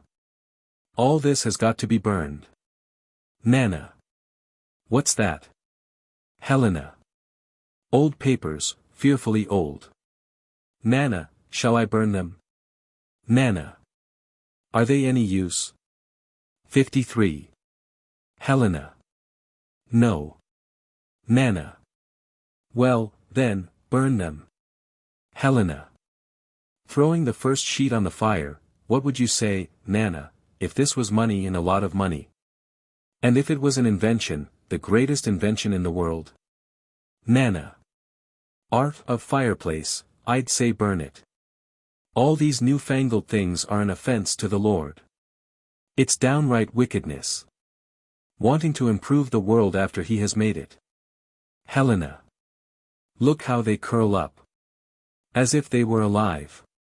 Oh, Nana, how horrible. Nana. Here, let me burn them. Helena. Drawing back, no, no, I must do it myself. Just look at the flames. They are like hands, like tongues, like living shapes. Raking fire with the poker, lie down, lie down. Nana. That's the end of them. Fireplace slowly out. Helena. Nana, Nana. Nana. Good gracious, what is it you've burned? Almost to herself. Helena. Whatever have I done? Nana. Well, what is it? Men's laughter off L.2. Helena. Go quickly. It's the gentleman calling. Nana. Good gracious, what a place. Exits L.1. Domin. Opens door L.2, come along and offer your congratulations. Enter Hallie Meyer and Dr. Gall. Hallie Meyer. Crosses to R. See, Madam Helena, I congratulate you on this festive day. Helena. Thank you. Coming to see. Where are Fabry and Busman? Domin. They've gone down the harbor. Closes the door and comes to see. Hallie Meyer. Friends, we must drink to this happy occasion. 54. Helena. Crosses L. Brandy. With soda water. Exits L.1. Hallie Meyer. Let's be temperate. No soda. Domin. What's been burning here? Well, shall I tell her about it? Dr. Gall. L.C., of course. It's all over now. Hallie Meyer. Crosses to Domin. Embracing Domin, it's all over now. It's all over now. They dance around Dr. Gall in a circle. It's all over now. Domin. In unison, it's all over now. They keep repeating. Keep it after Helena is on. Helena. Entering L. One with decanter and glasses, what's all over now? What's the matter with you all? She puts tray on LC table. Dr. Gall helps her to pour the drinks. Hallie Meyer. Crosses to back of table, a piece of good luck. Madam Domin. All ad lib. Just 10 years ago today you arrived on this island. Hallie Meyer crosses to table for drink. Dr. Gall. And now, 10 years later to the minute, crosses to L of Hallie Meyer. Hallie Meyer. The same ship's returning to us. So here's to luck. Drinks. Domin with great exuberance has gone out in the balcony and looks over the harbor. Dr. Gall. Madam, your health. All drink. Hallie Meyer. That's fine and strong. Helena. Which ship did you mean? Domin. Crosses down to sea. Helena gives him his drink and she crosses to front of couch, any ship will do, as long as it arrives in time. To the ship. Empties his glass. Helena. You've been waiting for the ship. Sits on couch.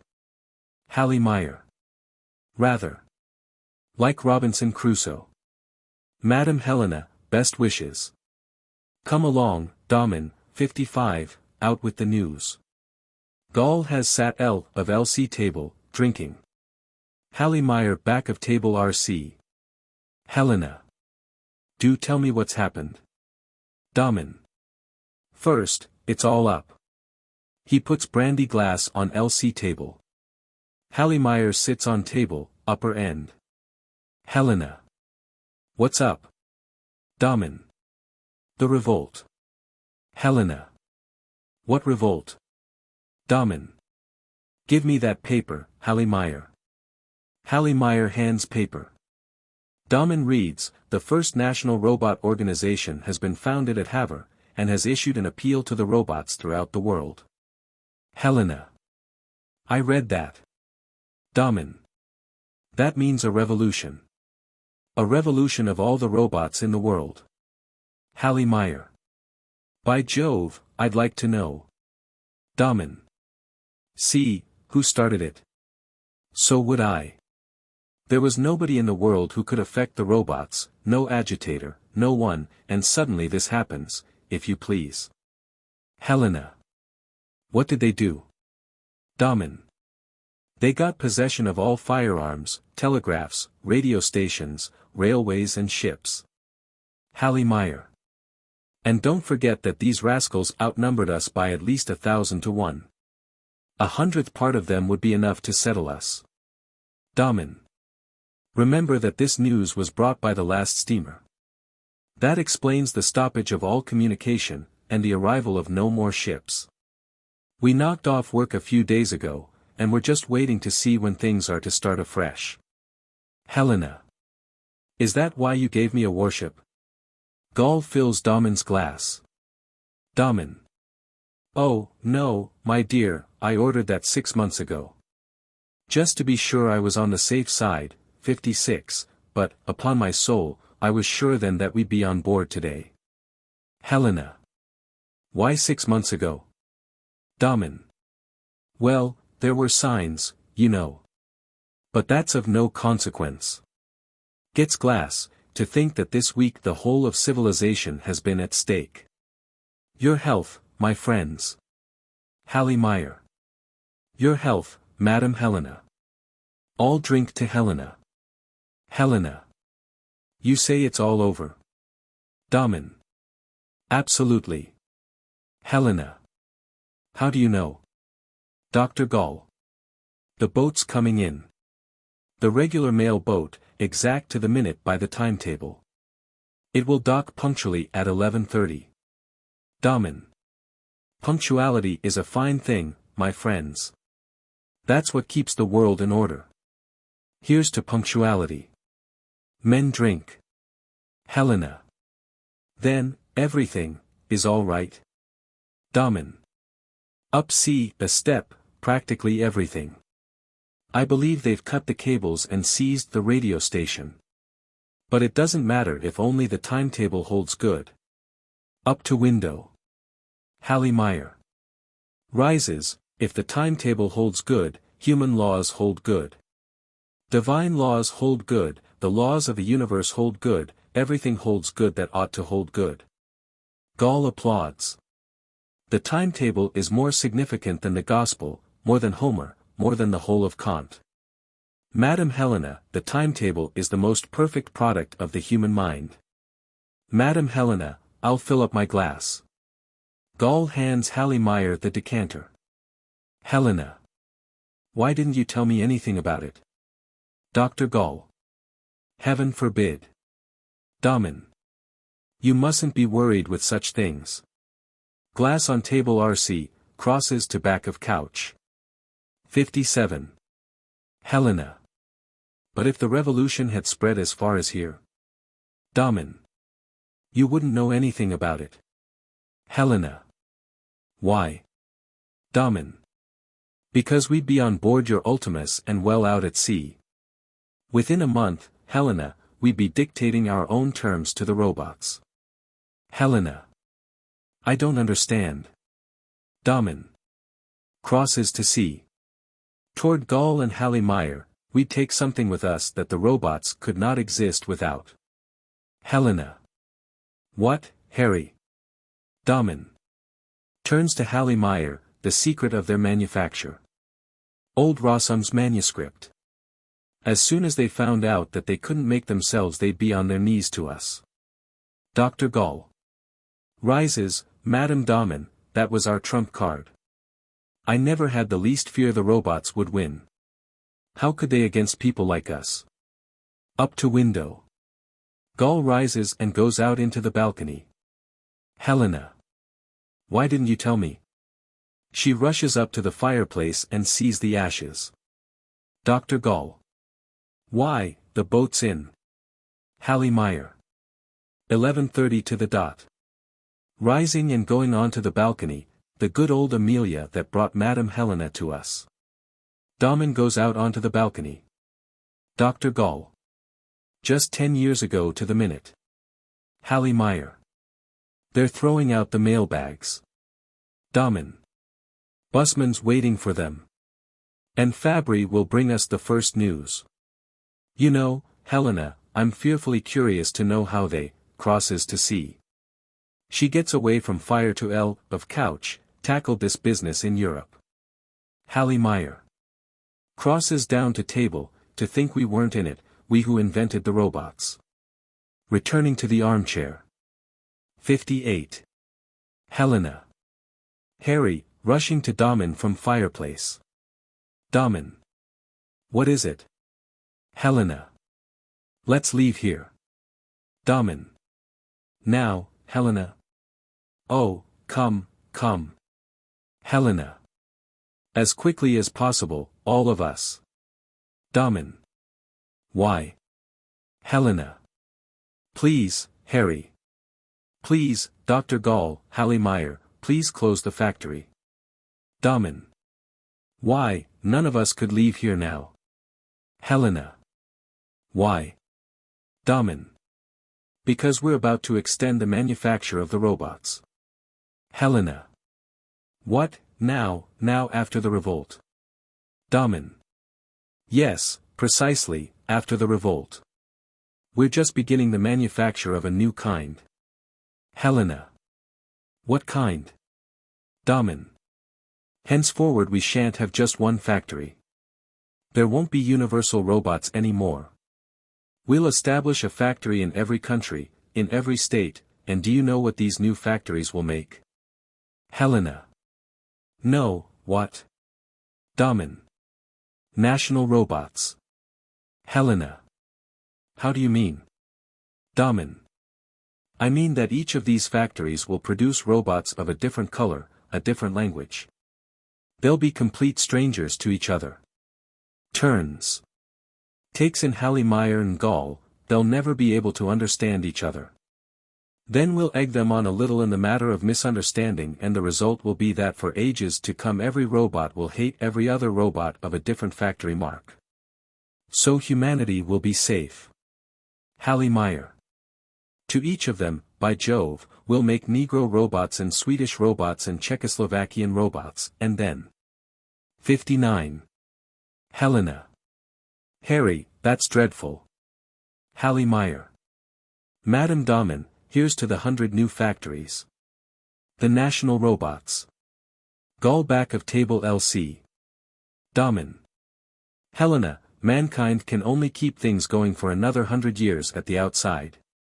For 100 years man must be allowed to develop and achieve the most he can. Helena. Oh, close the factory before it's too late. Domin. I tell you we are just beginning on a bigger scale than ever. Enter Fabry L.2, goes to L of Domin. Dr. Gall. Well, Fabry? Domin. What's happened?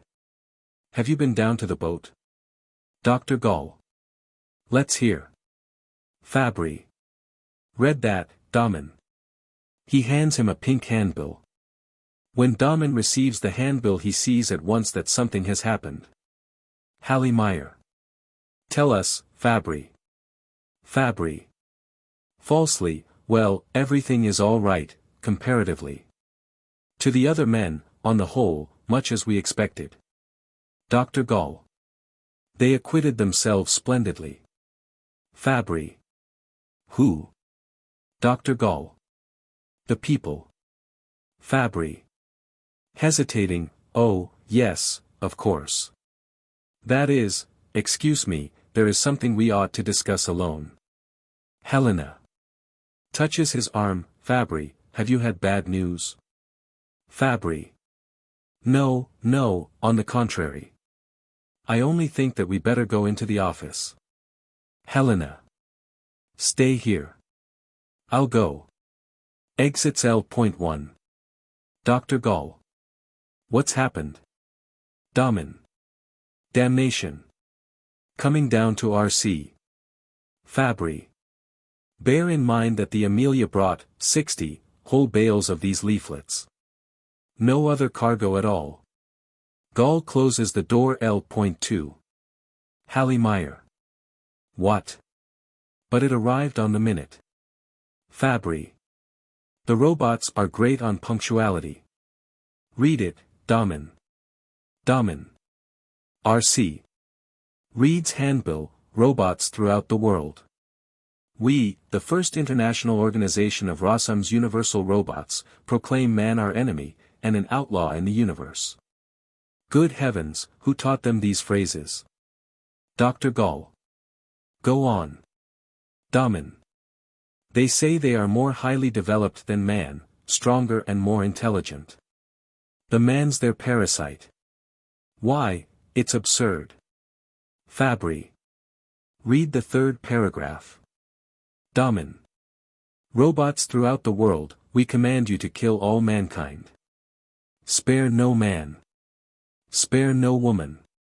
Save factories, railways, machinery, mines and raw materials. Destroy the rest. Then return to work. Work must not be stopped. Looks at others. Dr. Gall. That's ghastly. Hallie Meyer. The devil. Domin. These orders are to be carried out as soon as received. Then come the detailed instructions. Is this actually being done, Fabry? Fabry. Evidently. Busman rushes in L.2 and collapses on couch RC. By Jove, that was a sprint. Busman. Well, boys, I suppose you've heard the glad news. Domin. Quick on board the Ultimus. Busman. Wait, Harry, wait. There's no hurry. Domin. Why wait? Busman. Because it's no good, my boy. The robots are already on board the Ultimus. Dr. Gall. That's ugly. 61. Domin. Fabry, telephone the electrical works. Fabry goes to back of couch. Busman. No use, my boy. They've charged the air with static. Domin. Inspects his revolver, well, then, I'll go. Starts L, stops. Busman. Where? Domin. To the electrical works. There are some people still there. I'll bring them across. Gets as far as L.2 door. Worn curtain. Busman. Better not try it. Domin. Why? Busman. Because I'm very much afraid we are surrounded. All rush out into the balcony. Dr. Gall. Surrounded? Runs to window, I rather think you're right. Gall rushes to balcony. Hallie Meyer. By Jove, that's deuced quick work. Going to windows. Helena. Runs in L.1. To L. Harry, what's this? Holds out paper. Domin. Where did you get it? Coming to see. Helena. Points to the manifesto of the robots which she has in her hand, the robots in the kitchen. Domin. Where are the ones that brought it? Helena. There, gathered around the house. Gall, Hallie Meyer, Domin start down C. The factory whistle blows. Mob voices start. Domin. The factory whistle. Fabry, Gall, Hallie Meyer looking over C, then turn R. Busman. Noon. Domin. Looking at his watch. To Hallie Meyer, no. That's not noon yet. That must be, that's, front. 62. Helena. What? Domin. The robot signal, the attack. Helena clings to Domin. Fabry and Gall close the steel shutters on window C, Busman hurries to window and looks through the shutters. The curtain falls quickly with Helena in Domin's arms. The whistle blows until the curtain is down. Curtain. 63. Act 3. Scene, Helena's drawing room as before. The room is dark and grey. The steel shutters which are outside are still closed as at the end of Act 2. Alquist is sitting in chair downstage at extreme art. Domin comes into the room, L.2. Subdued voices. Dr. Gall is looking out of the window at center. He is seated in a chair. Domin. Gets binoculars from desk, crosses up to window. To Gall, any more of them? Dr. Gall. Yes. They're standing like a wall, beyond the garden railing. Why are they so quiet? It's monstrous to be besieged with silence. Domin. Looking through the barred windows, I should like to know what they are waiting for. They must make a start any minute now. If they lean against the railings it will snap like a match. Dr. Gall. They aren't armed. Domin. Puzzled, we couldn't hold our own for 5 minutes. Man alive, they overwhelm us like an avalanche. Why don't they make a rush for it? I say. Turns to Gall. Dr. Gall. Well. Domin. I'd like to know what will become of us in the next 10 minutes. They've got us in a vice. We're done for, Gall. Dr. Gall. You know, we made one serious mistake. Domin. What? 64. Dr. Gall. We made the robots' faces too much alike. 100,000 faces all alike, all facing this way. 100,000 expressionless bubbles. It's like a nightmare. Domin. You think if they'd been different? Dr. Gall. It wouldn't have been such an awful sight. Domin. Looks through binoculars towards the harbor, I'd like to know what they're unloading from the Amelia. Dr. Gall. Not firearms. Fabry. Enters L.2 with a plug box to which is attached a long cable or wire. Hallie following him. Fabry attaches the cable to an electric installation which is on the floor near the wall, downstage at L.1 and trance. All right, Hallie, lay down that wire. Hallie. Just inside the room, that was a bit of work. What's the news? Seeing Domin and Gall at the window. Dr. Gall. We're completely surrounded. Hallie. Crosses to window, we've barricaded the passages and the stairs. Going to window, God, what swarms of them. I don't like the looks of them, Domin. There's a feeling of death about it all. Any water here? Fabry. Ready. Dr. Gall. Turning round in the chair, what's that wire for, Fabry? Fabry. The electrical installation. Now we can run the current all along the garden railing. Up to window, whenever we like. If anyone touches it he'll know it. We've still got some people there anyhow. Dr. Gall. Where? Fabry. In the electrical works. At least, I hope so. Goes to lamp on table LC. And turns on lamp, 65, they're there, and they're working. As long as that'll burn we're all right. To window. Hallie. The barricades are all right, too, Fabry. Fabry. Your barricades. I can put 1200 volts into that railing. Helena is playing Rachmaninoff's Elegy off L.1. Domin. Where's Busman? Domin has left window and is walking up and down stage across front. Fabry. Downstairs in the office. He's working out some calculations. Domin. I've called him. We must have a conference. Crosses to L. Alquist. Thank God Madame Helena can still play. Hallie crosses to L.1 door, opens it slightly and listens to music. Enter Busman L.2. Fabry. Look out, Bus, look out for the wires. Dr. Gall. What's that you're carrying? Busman. Laying the books on the table LC. The ledger, my boy. I'd like to wind up the accounts before, Domin crosses up to window. Well, this time I shan't wait till the new year to strike a balance. What's up? Goes to window, absolutely quiet. Dr. Gall. Can't you see anything? Busman. Nothing but blue everywhere. Dr. Gall. That's the robots. Domin.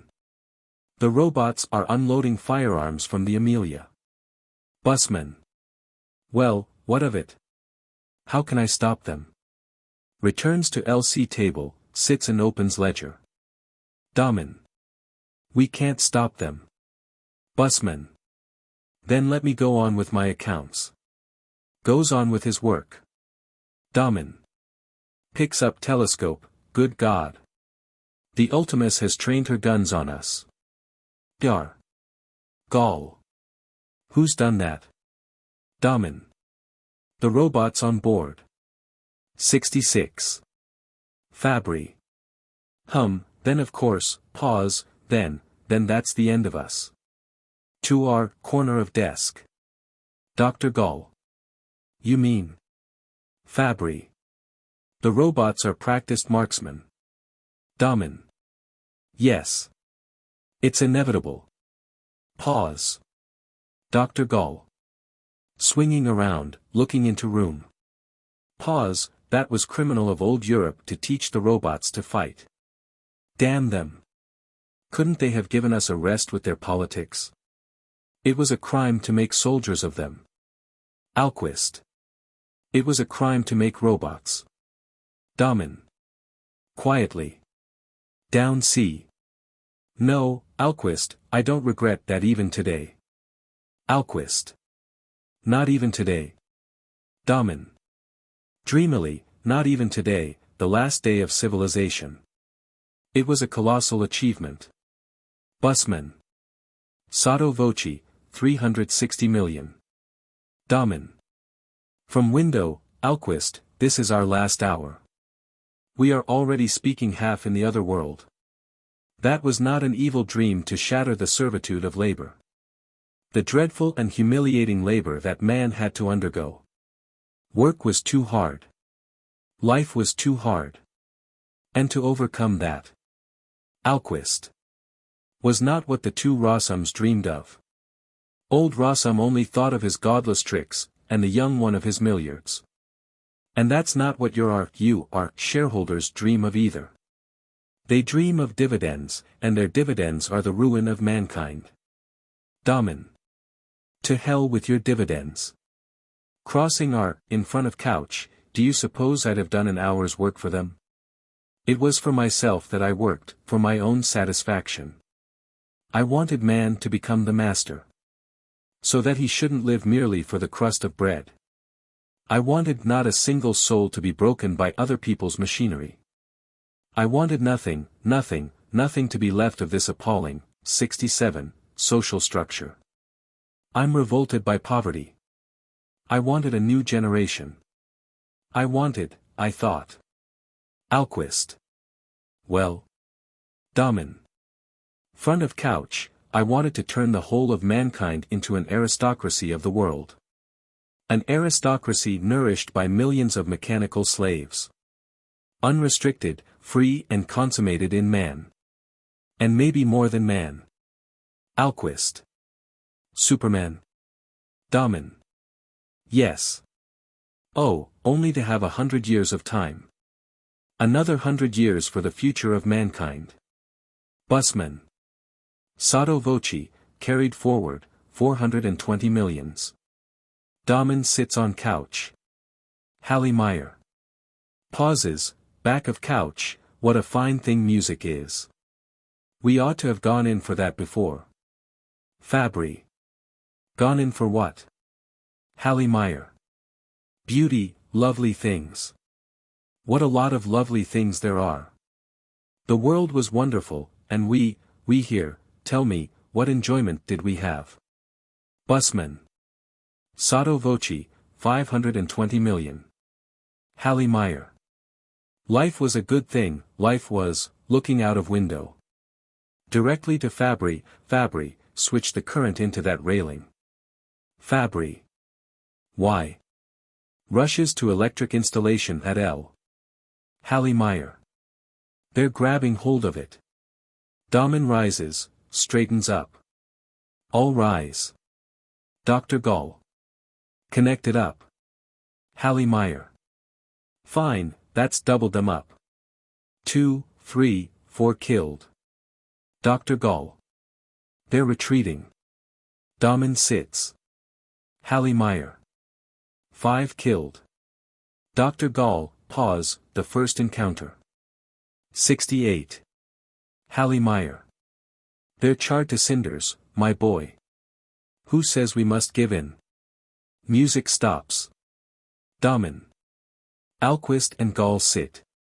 Wiping his forehead, perhaps we've been killed this 100 years and are only ghosts. It's as if I had been through all this before, as if I'd already had a mortal wound here in the throat. Looking at each as he speaks, and you, Fabry, had once been shot in the head. And you, Gall, torn limb from limb. And Hallie Meyer knifed. Hallie Meyer. Fancy me being knifed. Looks at each. Then speaks, why are you so quiet, you fools? Steps down, speak, can't you? Alquist. And who is to blame for all this? Hallie Meyer. Nobody is to blame except the robots. Alquist. No, it is we are to blame. You, Domin, myself, all of us. For our own selfish ends, for profit, for progress, we have destroyed mankind. Now we'll burst with all our greatness. Hallie Meyer. Rubbish, man. Mankind can't be wiped out so easily. Alquist. It's our fault. It's our fault. Rises, coming R, of Gall. Dr. Gall. No. I'm to blame for this, for everything that's happened. He leaves the window and comes down to end of couch. Fabry. You, Gall. Dr. Gall. I changed the robots. Busman. What's that? Dr. Gall. I changed the character of the robots. I changed the way of making them. Just a few details about their bodies.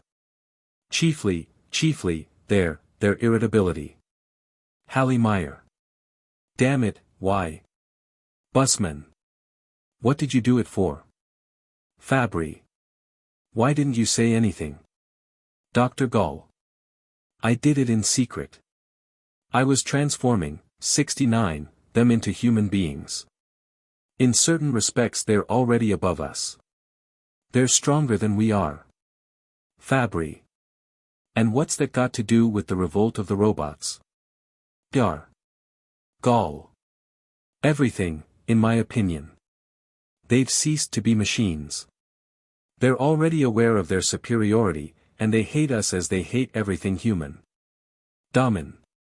Perhaps we're only phantoms. Fabry. Stop, Harry. We haven't much time, Dr. Gall. Domin. Fabry, how your forehead bleeds where the shot pierced it. Fabry. Crosses to Gall, be silent. Dr. Gall, you admit changing the way of making the robots. Dr. Gall. Yes. Fabry. Were you aware of what might be the consequences of your experiment? Dr. Gall. I was bound to reckon with such a possibility. Fabry. Amusing, why did you do it, then? Helena enters L.1. Dr. Gall. For my own satisfaction. The experiment was my own. Helena. That's not true, Dr. Gall. Crosses to couch. Domin. Rises, Helena, you. Crosses to her, let's look at you. Oh, it's terrible to be dead. He rises and crushes her in his arms. Helena. Stop, Harry. Domin. No, Helena, don't leave me now. You are life itself. Helena. No, dear, I won't leave you. But I must tell them. Dr. Gall is not guilty. Fabry. Excuse me. Gall was under certain obligations. 70. Helena. No. He did it because I wanted it. Tell them, Dr. Gall, how many years ago did I ask you to? Dr. Gall. I did it on my own responsibility. Helena. Don't believe him. I asked him to give the robots souls.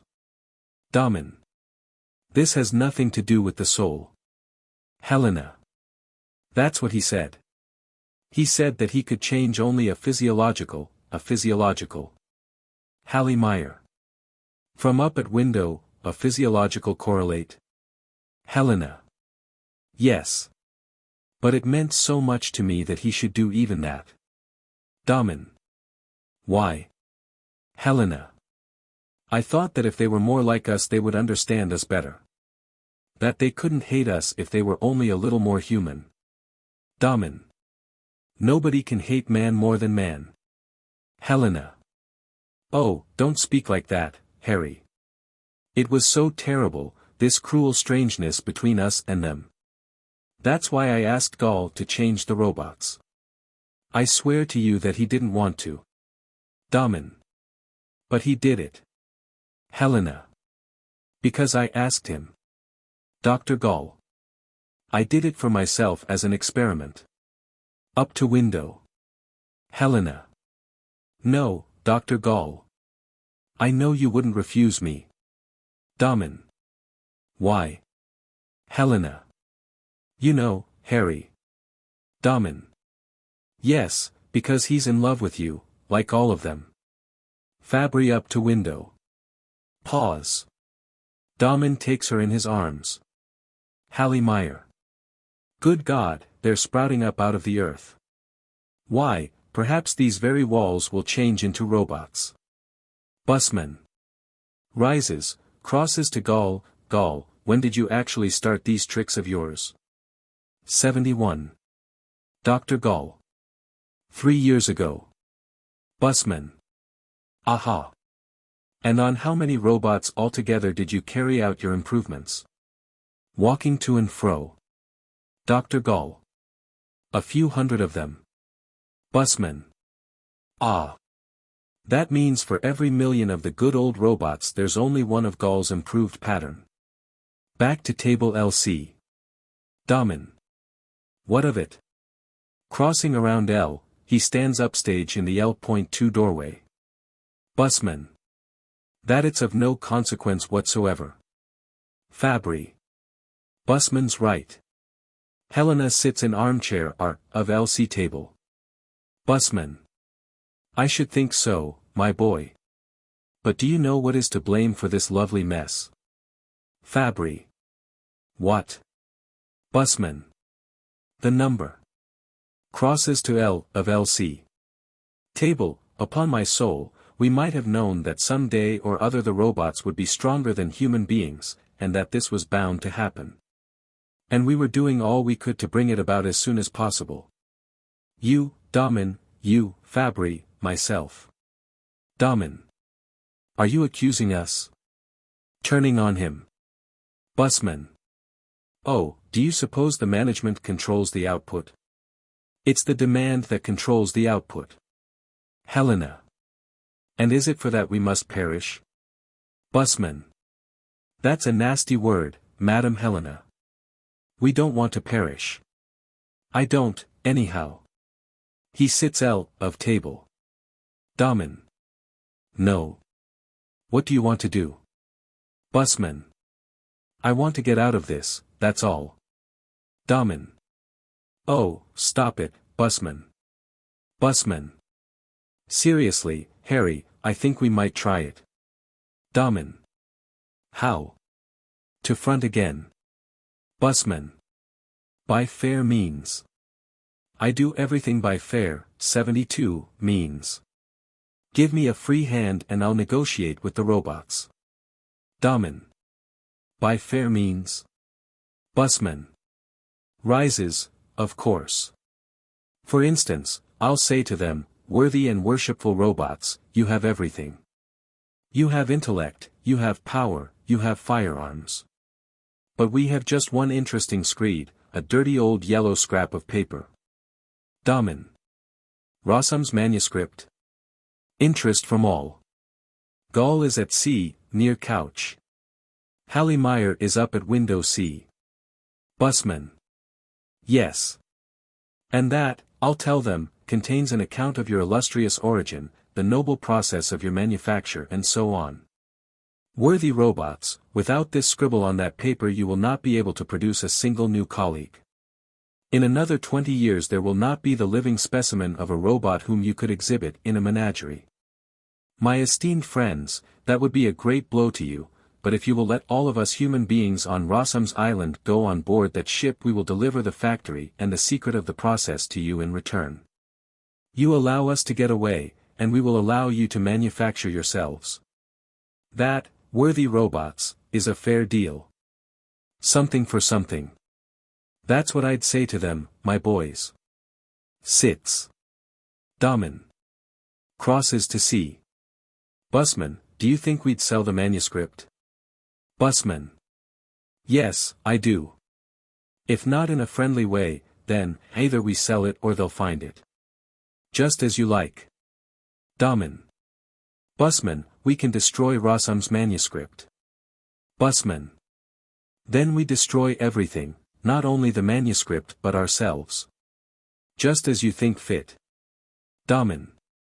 There are over 30 of us on this island. Are we to sell the secret? And save that many souls at the risk of enslaving mankind? 73. Busman. Why, you're mad. Who'd sell the whole manuscript? Domin. Busman, no cheating. To LC table. Busman. Well then, sell, but afterwards. Domin. Well. Busman. Let's suppose this happens. When we're on board the Ultimus, I'll stop up my ears with cotton wool, lie down somewhere in the hold, and you'll train the guns on the factory and blow it to smithereens, and with it Rossum's secret. Fabry. Rises, no. Domin. Busman, you're no, gentleman. If we sell them it will be a straight sale. Busman. Rises, it's in the interest of humanity to. Domin. It's in the interest of humanity to keep our word. Meyer. Oh, come, what rubbish. Domin. This is a fearful decision. We are selling the destiny of mankind. Are we to sell or destroy? Fabry. Fabry. Sell. Domin. Gall. Dr. Gall. Sell. Domin. Meyer. Meyer. Sell, of course. Domin. Alquist. Alquist. As God wills. Domin. Starts off R. Very well, gentlemen. Helena. Harry, you're not asking me. Domin. Stops. To her, no, child. Starting R. Don't you worry about it. He pats her shoulder. Fabry. Who'll do the negotiating? Busman. I will. Up to window. Domin. Wait till I bring the manuscript. Domin goes out R. Helena. Rises, Harry, don't go. Helena sits. All look at her. Pause. 74. Fabry. Looking out of window, oh, to escape you. You, matter, in revolt. Oh, to preserve human life, if only upon a single vessel. Dr. Gall. Don't be afraid. Going to back of couch, Madam Helena. We'll sail far away from here, we'll begin life all over again. Helena. Oh, Gall, don't speak. Fabry. Crosses to L. Of Gall, it isn't too late. Going to L, of her chair, it will be a little state with one ship. Alquist will build us a house and you shall rule over us. Meyer. Crosses to L, of Fabry, Madam Helena, Fabry's right. Helena. Breaking down, oh, stop. Stop. Busman. Good. Crosses to L, of LC table, I don't mind beginning all over again. That suits me right down to the ground. Going through papers on table. Fabry. And this little state of ours could be the center of future life. A place of refuge where we could gather strength. Why, in a few hundred years we could conquer the world again. Alquist. You believe that even today? Fabry. Yes. Busman. Amen. You see, Madam Helena, we're not so badly off. Domin. Storms into R. To R, of couch. Hoarsely, where's old ROSSUM'S manuscript? To R.C. Busman. In your strong box, of course. Domin. Someone has stolen it. Dr. Gall. Impossible. Domin. Who has stolen it? Helena. Standing up, I did. Reactions from Fabry and Hallie Meyer. Domin. Where did you put it? Helena.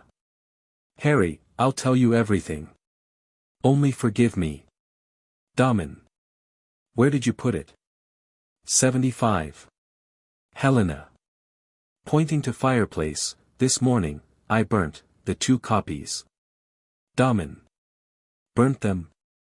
Where, in the fireplace? Goes to fireplace, followed by Fabry, Hallie Meyer and Busman. Helena. Throwing herself on her knees. By sofa, facing upstage, for heaven's sake, Harry. Domin. Going to fireplace, nothing but ashes. Wait, what's this? Picks out a charred piece of paper and reads, by adding. Fabry, Gall and Hallie Meyer move up to him. Dr. Gall. Let's see. By adding biogen to, that's all. Domin. Is that part of it? Dr. Gall. Carrying paper down and letting it fall, yes. Gall crosses to L.C. Hallie Meyer to R, of L.C. table, Fabry to window, Busman to L, of L.C. table. Busman. God in heaven. Sits L, of table. Domin. Then we're done for. Get up, Helena. Helena. Then you've forgiven me? Domin. Get up, child. I can't bear. Fabry. Lifting her up, please don't torture us. Helena. Harry, what have I done? Fabry. Coming to Helena, don't, Madam Helena. Domin. Takes Helena to couch. She sits. Gall, you couldn't draw up ROSSUM'S formula from memory. Dr. Gall. It's out of the question. Even with my recent experiments, I couldn't work without referring to the formula, at LC. It's extremely complicated. Domin. Try. All our lives depend upon it. Dr. Gall. Without experiments it's impossible. Domin. And with experiments? Dr. Gall. It might take years. Besides, I'm not old ROSSUM. 76. Busman. God in heaven. God in heaven. Domin. Up to fireplace, so then this was the greatest triumph of the human intellect. These ashes. Helena. Harry, what have I done? Domin. Comes to her, why did you burn it? Helena. I have destroyed you. Busman. God in heaven. Domin. Sits R, of her, Helena, why did you do it, dear? Helena. I wanted all of us to go away.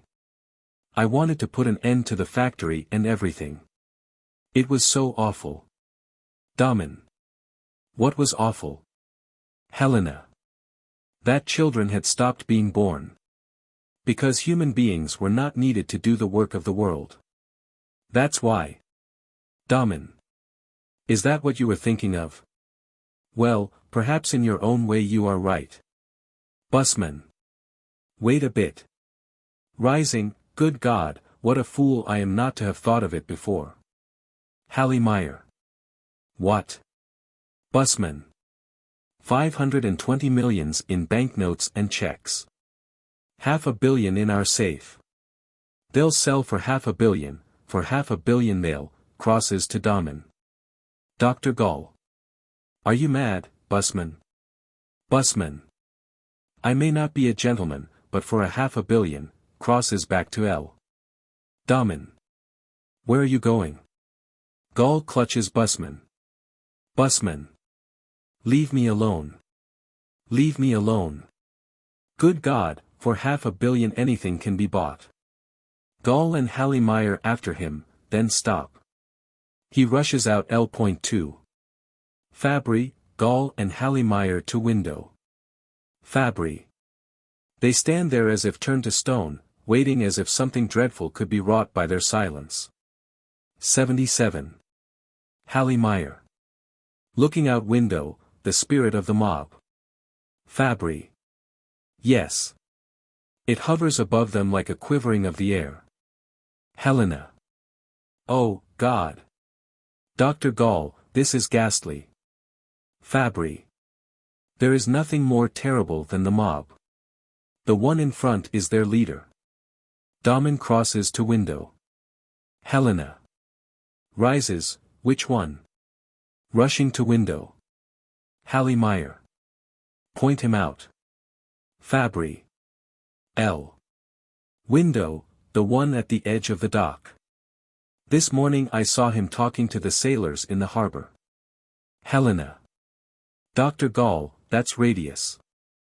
Backing into the room, horror-stricken. Dr. Gall. Yes. Domin. Radius. Radius. Hallemeyer. Could you get him from here, Fabry? Fabry. I hope so. Hallemeyer. Try it, then. Fabry. Good, draws his revolver and takes his aim. Helena, to Fabry, Fabry, don't shoot him. Fabry. He's their leader. Dr. Gall. Fire. Standing above table LC.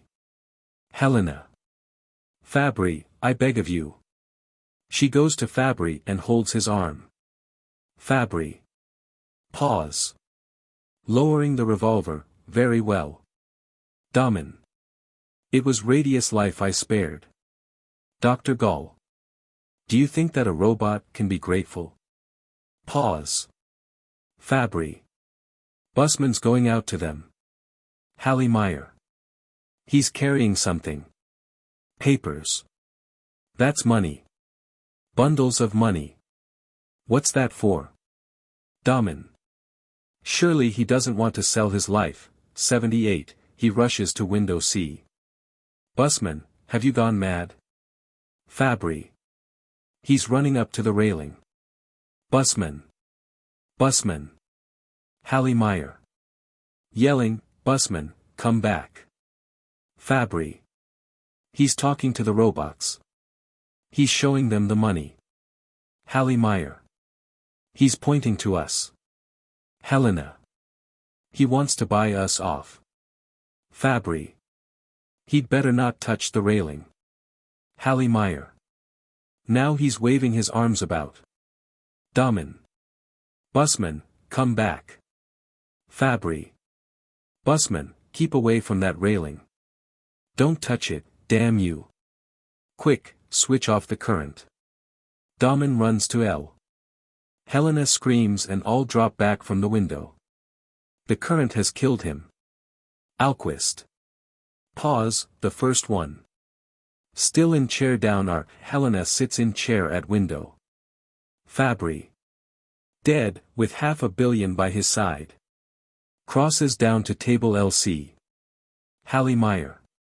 All honor to him. He wanted to buy us life. Crosses to chair L. Pause. Wind machine begin. Dr. Gall. Do you hear? Domin. A roaring. Like a wind. To L. Dr. Gall. Like a storm. Fabry. Lighting the table lamp at table LC. The dynamo is still going, our people are still there. Hallemeyer. It was a great thing to be a man. Facing lamp from up C. There was something immense about it. Fabry. Facing the lamp, from man's thought and man's power came this light, our last hope. Leaning over lamp. Hallemeyer. Facing lamp, man's power. May it keep watch over us. Leaning over lamp. Alquist. Facing lamp, man's power. 79. Domin. At corner of table down LC facing lamp, yes. A torch to be given from hand to hand from age to age forever. The lamp goes out. Explosions. Hallie Meyer. The end. Fabry. The electric works have fallen. Terrific explosions outside. More explosions. Domin. In here, Helena. He takes Helena off through door R and re-enters, now quickly. Who'll be on the lower doorway? Dr. Gall. I will. Rushes out L.2. Domin. Near couch, who on the stairs? Fabry. I will. You go with her. Going out L.2. Domin. The anteroom? Alquist. I will. He rises and goes toward the L.1. Domin. Have you got a revolver? Alquist. Yes, but I won't shoot. Domin. What will you do, then? Alquist. Going out L.1, die. Hallie Meyer. I'll stay here. Explosions. Rapid firing of machine gun from below. Go to her, Harry. Domin.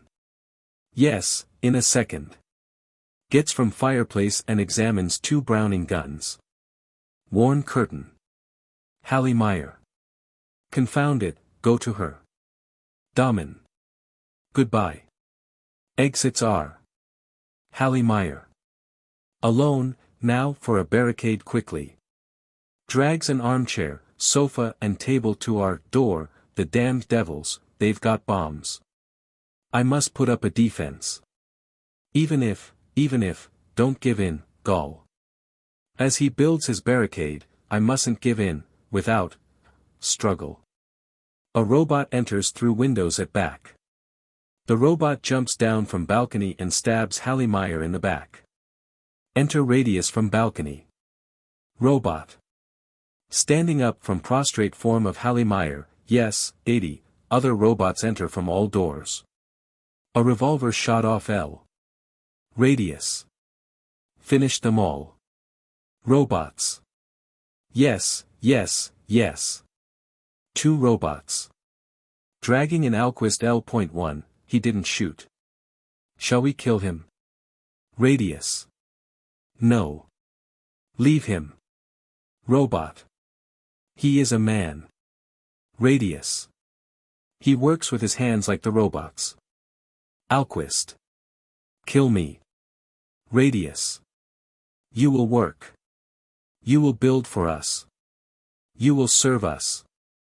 Radius climbs on the balcony, robots of the world, robots straighten up. The power of man has fallen. A new world has arisen, the rule of the robots, march. On the line, robots of the world, all robots turn quickly, automatically to attention, facing Radius, who is standing. On the words, the rule of the robots, they stand there with their arms vibrating high in the air. They form in 2 lines, turn to audience and march mechanically to the footlights. As they are about to step over the footlights, as if into the audience, all lights go out. The robots immediately step back from the curtain line as the curtain falls. Curtain. 81. Epilogue. Scene, the epilogue setting is the same as used in Act 1. Instead of it being Domin's office, it is now become a laboratory for Alquist. A big chair facing up stage, down right.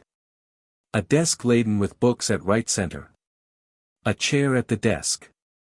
At left center is a white enamel table containing test tubes, glass bottles, and a microscope on downstage table. A door down L. A door down R, leading into dissecting room. Alquist. Seated at table RC. Turning pages of book, oh, God, shall I never find it? Never. Gall, Hallie Meyer, Fabry, how were the robots made? Why did you leave not a trace of the secret? Lord, if there are no human beings left, at least let there be robots. At least the shadow of man. Turning pages, if I could only sleep. Dare I sleep before life has been renewed? Night again. Are the stars still there? Of what use are the stars? When there are no human beings. Examining a test tube, nothing. No. No. I must find it. I must search. I must never stop, search, search, knock at door L. Who is it? Enter a robot servant. Servant. Master, the committee of robots is waiting to see you. Alquist. I can see no one. Servant. It is the Central Committee, Master, just arrived from abroad. Alquist. Well, well, send them in. Exit Servant, 82, L. No time, so little done. Re-enter Servant with Radius and group of robots. They stand in group L and C, silently waiting. What do you want? Be quick, I have no time. Radius. Master, the machines will not do the work. We cannot manufacture robots. Other robots remain two abreast at LC, right foot forward. First robot. We have striven with all our might. We have obtained 1 billion tons of coal from the earth. 9 million spindles are running by day and by night. There is no longer room for all we have made. This we have accomplished in 1 year. Alquist. For whom? Radius. For future generations, so we thought. But we cannot make robots to follow us. The machines produce only shapeless clods. The skin will not adhere to the flesh, nor the flesh to the bones. Second robot. 8 million robots have died this year. Within 20 years none will be left. First robot. Tell us the secret of life. Radius. Silence is punishable with death. Alquist. Kill me, then. Radius. 2 steps to see. Followed by others, open hands, close when stopped, through me, the governments of the robots of the world commands you to deliver up ROSSUM'S formula.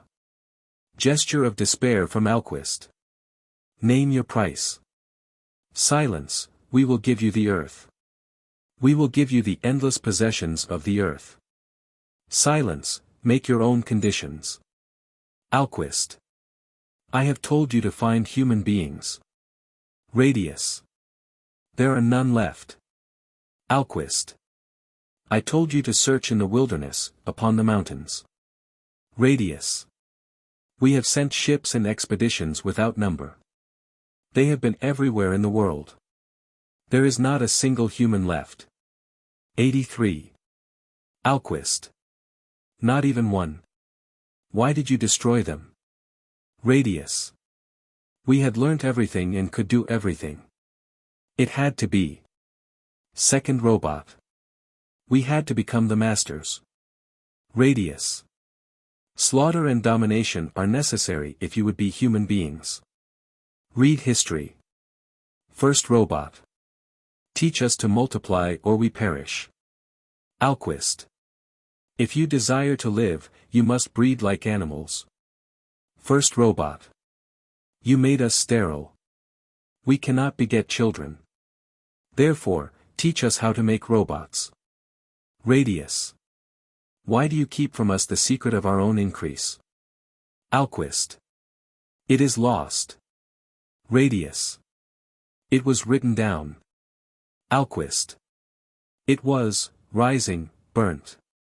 All draw back 1 step in consternation. I am the last human being, robots, and I do not know what the others knew. Sits. Radius. Then make experiments. Evolve the formula again. Alquist. I tell you I cannot. I am only a builder. I work with my hands. I have never been a learned man. I cannot create life. Radius. Try. Try. Alquist. If you only knew how many experiments I have made already. First robot. Then show us what we must do. The robots can do anything that human beings show them. Alquist. I can show you nothing. Nothing I do will make life proceed from these test tubes. Radius. Experiment, then, on live robots. Experiment, then, on us. Alquist. It would kill you. Radius. You shall have all you need. 100 of us. 1,000 of us. 84. Alquist. No, no. Stop, stop. Radius. I tell you to take live bodies. Find out how we are made. Alquist. Am I to commit murder? See how my finger shakes. I cannot even hold the scalpel. No, no, I will not. Radius. Take live bodies, live bodies. Walks toward Alquist. Alquist. Have mercy, robots. Radius. Live bodies. Right hand up over Alquist. All robots' left arms still back. Alquist. Rising, you will have it. Into the dissecting with you, then, hits Radius on the chest. Radius draws back. Ah, you are afraid of death. Radius. Why should I be chosen? Alquist. So you will not. Radius. I will. Alquist. Strip him. Lay him on the table. Radius goes off R, both fists closed. Other robots follow, then Alquist, God, give me strength. God, give me strength. If only this murder is not in vain. Radius. Off R. Ready, begin. Alquist. Off R. God, give me strength. Comes on, horrified, no, no. I will not. I cannot. Sits RC. First robot. Appearing in door, the robots are stronger than you. Exits R. Alquist. Oh, Lord, let not mankind perish from the earth. Falls asleep, and after the count of 10, Primus and Helena, hand in hand, enter L, and go to RC, look at Alquist. Helena. The man has fallen asleep, Primus. Primus. Yes, I know. Crosses to L, of table LC. Look, Helena. Helena. All these little tubes. What does he do with them? Primus. He experiments. Don't touch them. Helena. I've seen him looking into this. 85. Primus. That is a microscope. Helena. Look, Primus, what are all these figures? Turns a page in book on table. Primus. Examining the book, that is the book the old man is always reading. Sunrise. Helena. I do not understand those things. Goes to window, Primus. Primus. Still at table, what? Helena. The sun is rising. Primus. Still reading, I believe this is the most important thing in the world, Helena. This is the secret of life. Helena. Oh, Primus, don't bother with the secret of life. What does it matter to you? Come and look quick. Primus. Goes to R. Of window, what is it? Helena. See how beautiful the sun is rising. I feel so strange today. It's as if I was in a dream. I feel an aching in my body, in my heart, all over me. Primus, perhaps I'm going to die. Primus. Do you not sometimes feel that it would be better to die? You know, perhaps even now we are only sleeping. Last night in my sleep I again spoke to you. Helena. In your sleep? Primus. Yes. We spoke a strange new language. Helena. What about? Primus. I did not understand it myself, and yet I know I have never said anything more beautiful. And when I touched you I could have died. Even the place was different from any other place in the world. Helena. I, too, have found a place, Primus. It is very strange. Human beings dwelt there once, but now it is overgrown with weeds. Primus. What did you find there? Helena. A cottage and a garden and 2 dogs. They licked my hands, Primus, and their puppies. 86. Oh, Primus, take them in your arms and fondle them and think of nothing and care for nothing else all day long, and when I am there in the garden I feel there may be something. What am I for, Primus? Primus. I do not know, but you are beautiful. Helena. What, Primus? Primus. You are beautiful, Helena, and I am stronger than all the robots. Helena. Am I beautiful? Of what use is it to be beautiful? Look, your head is different from mine. So are your shoulders, and your lips. Oh, your hair is mussed. I will smooth it. Keeps her hand on his head, no one else feels to my touch as you do.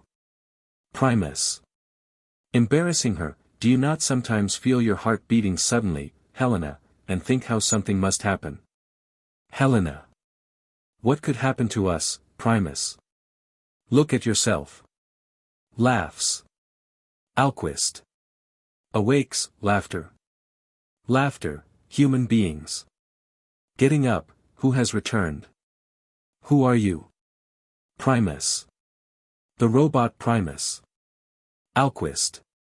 To Helena, what? A robot? Who are you? Helena. The robot is Helena. Shies away L. Alquist. What? You are timid, shy. Starts to touch her, let me see you, robotus. Primus. Sir, do not frighten her. Steps forward. Alquist. What, you would protect her? Laughter, timidity, protection, I must test you further. Take the girl into the dissecting room. Primus. Why? Alquist. I wish to experiment on her. Primus. Upon, Helena. Alquist. Of course. Don't you hear me? Or must I call someone else to take her in? Primus. If you do, I will kill you. Steps toward Alquist. Worn curtain. 87. Alquist. Kill me, then. What will your future be? Primus. Sir, take me. I am made on the same day as she is. Take my life, sir. Step to Alquist. Helena. No, no, you shall not. Alquist. Wait, girl, wait. To Primus, do you not wish to live, then? Primus. Not without her. I will not live without her. Alquist. Very well, I will use you. Into the dissecting room with you. Helena. Primus. Primus. She bursts into tears and moves. Alquist stops her. Alquist. Child, you can weep. Tears. What is Primus to you? One Primus more or less in the world, what does it matter? Helena. I will go myself. Alquist. Where? Into the dissecting room. Helena. Crosses to R. Yes. In there, to be cut. Primus stops her from going. Let me pass, Primus, let me pass. Primus. You shall not go in there, Helena. Helena. If you go in there and I do not, I will kill myself. Primus. To Alquist, I will not let you. Man, you shall kill neither of us. Alquist. Why? Primus. We belong to each other. Alquist. Go. Exit Primus and Helena L. Adam, Eve. Curtain. 88. R.U.R. Property list.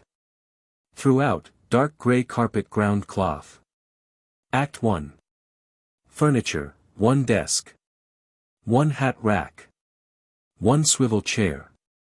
For plain office chairs, high back. 2 low back chairs. 1 typewriter table. 1 couch. Cushions on all seats. 2 cabinets. Properties on Domin's desk, flowers. Box candy. 1 pad and blotter. 1 letter opener. 1 cigarette box. 1 inkwell stand, 1 practical buzzer, 6 buttons. 1 television. 1 rubber stamp. 1 pad of scrap paper. Typewritten letters. Telephone. 89. On typewriter table, bottle paste. Typewriter. Paper, 4 letters. Off stage.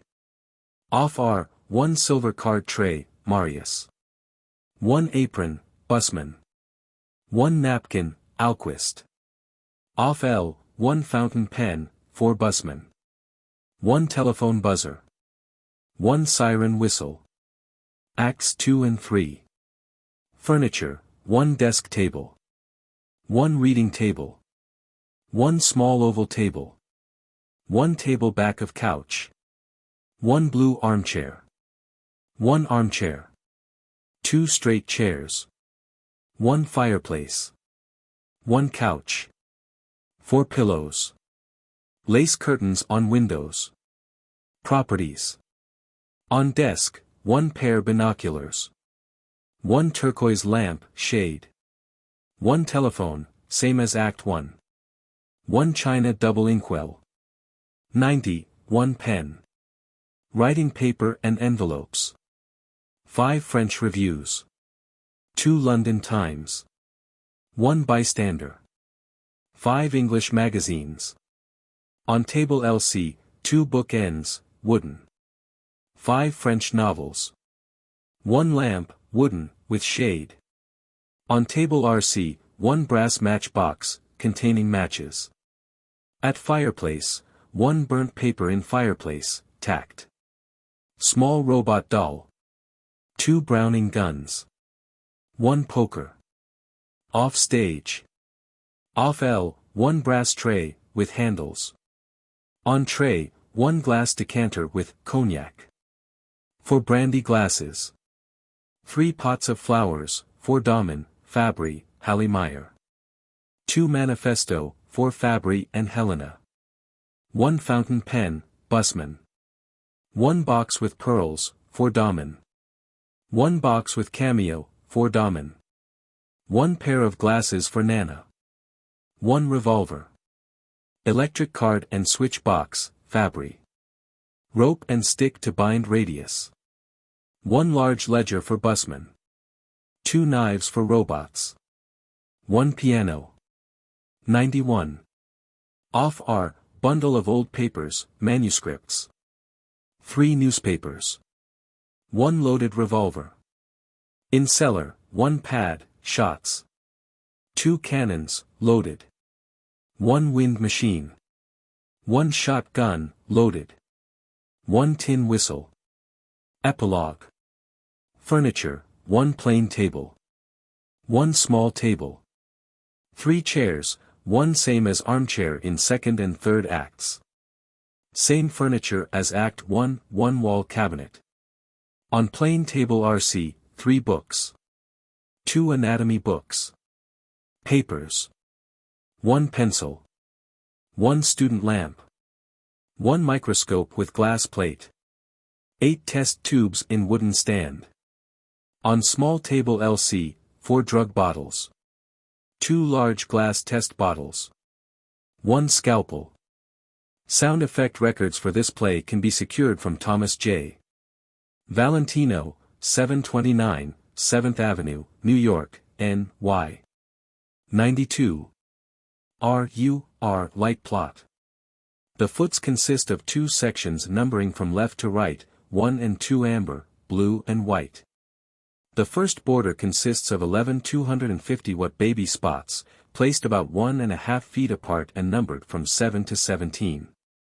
Overhead X-rays consist of 3 sections containing the mediums, blue, steel blue, and frost. At stage left and up stage are 2 1000-watt baby spots on permanent stand. At stage right and up stage are 3 500-watt baby spots on permanent stands. Backstage illumination consists of 5 1000-watt bunch lights hanging blue, and 5 1000-watt bunch lights hanging frost. Off-stage left and upstage is a low stand lamp, 1000-watt amber.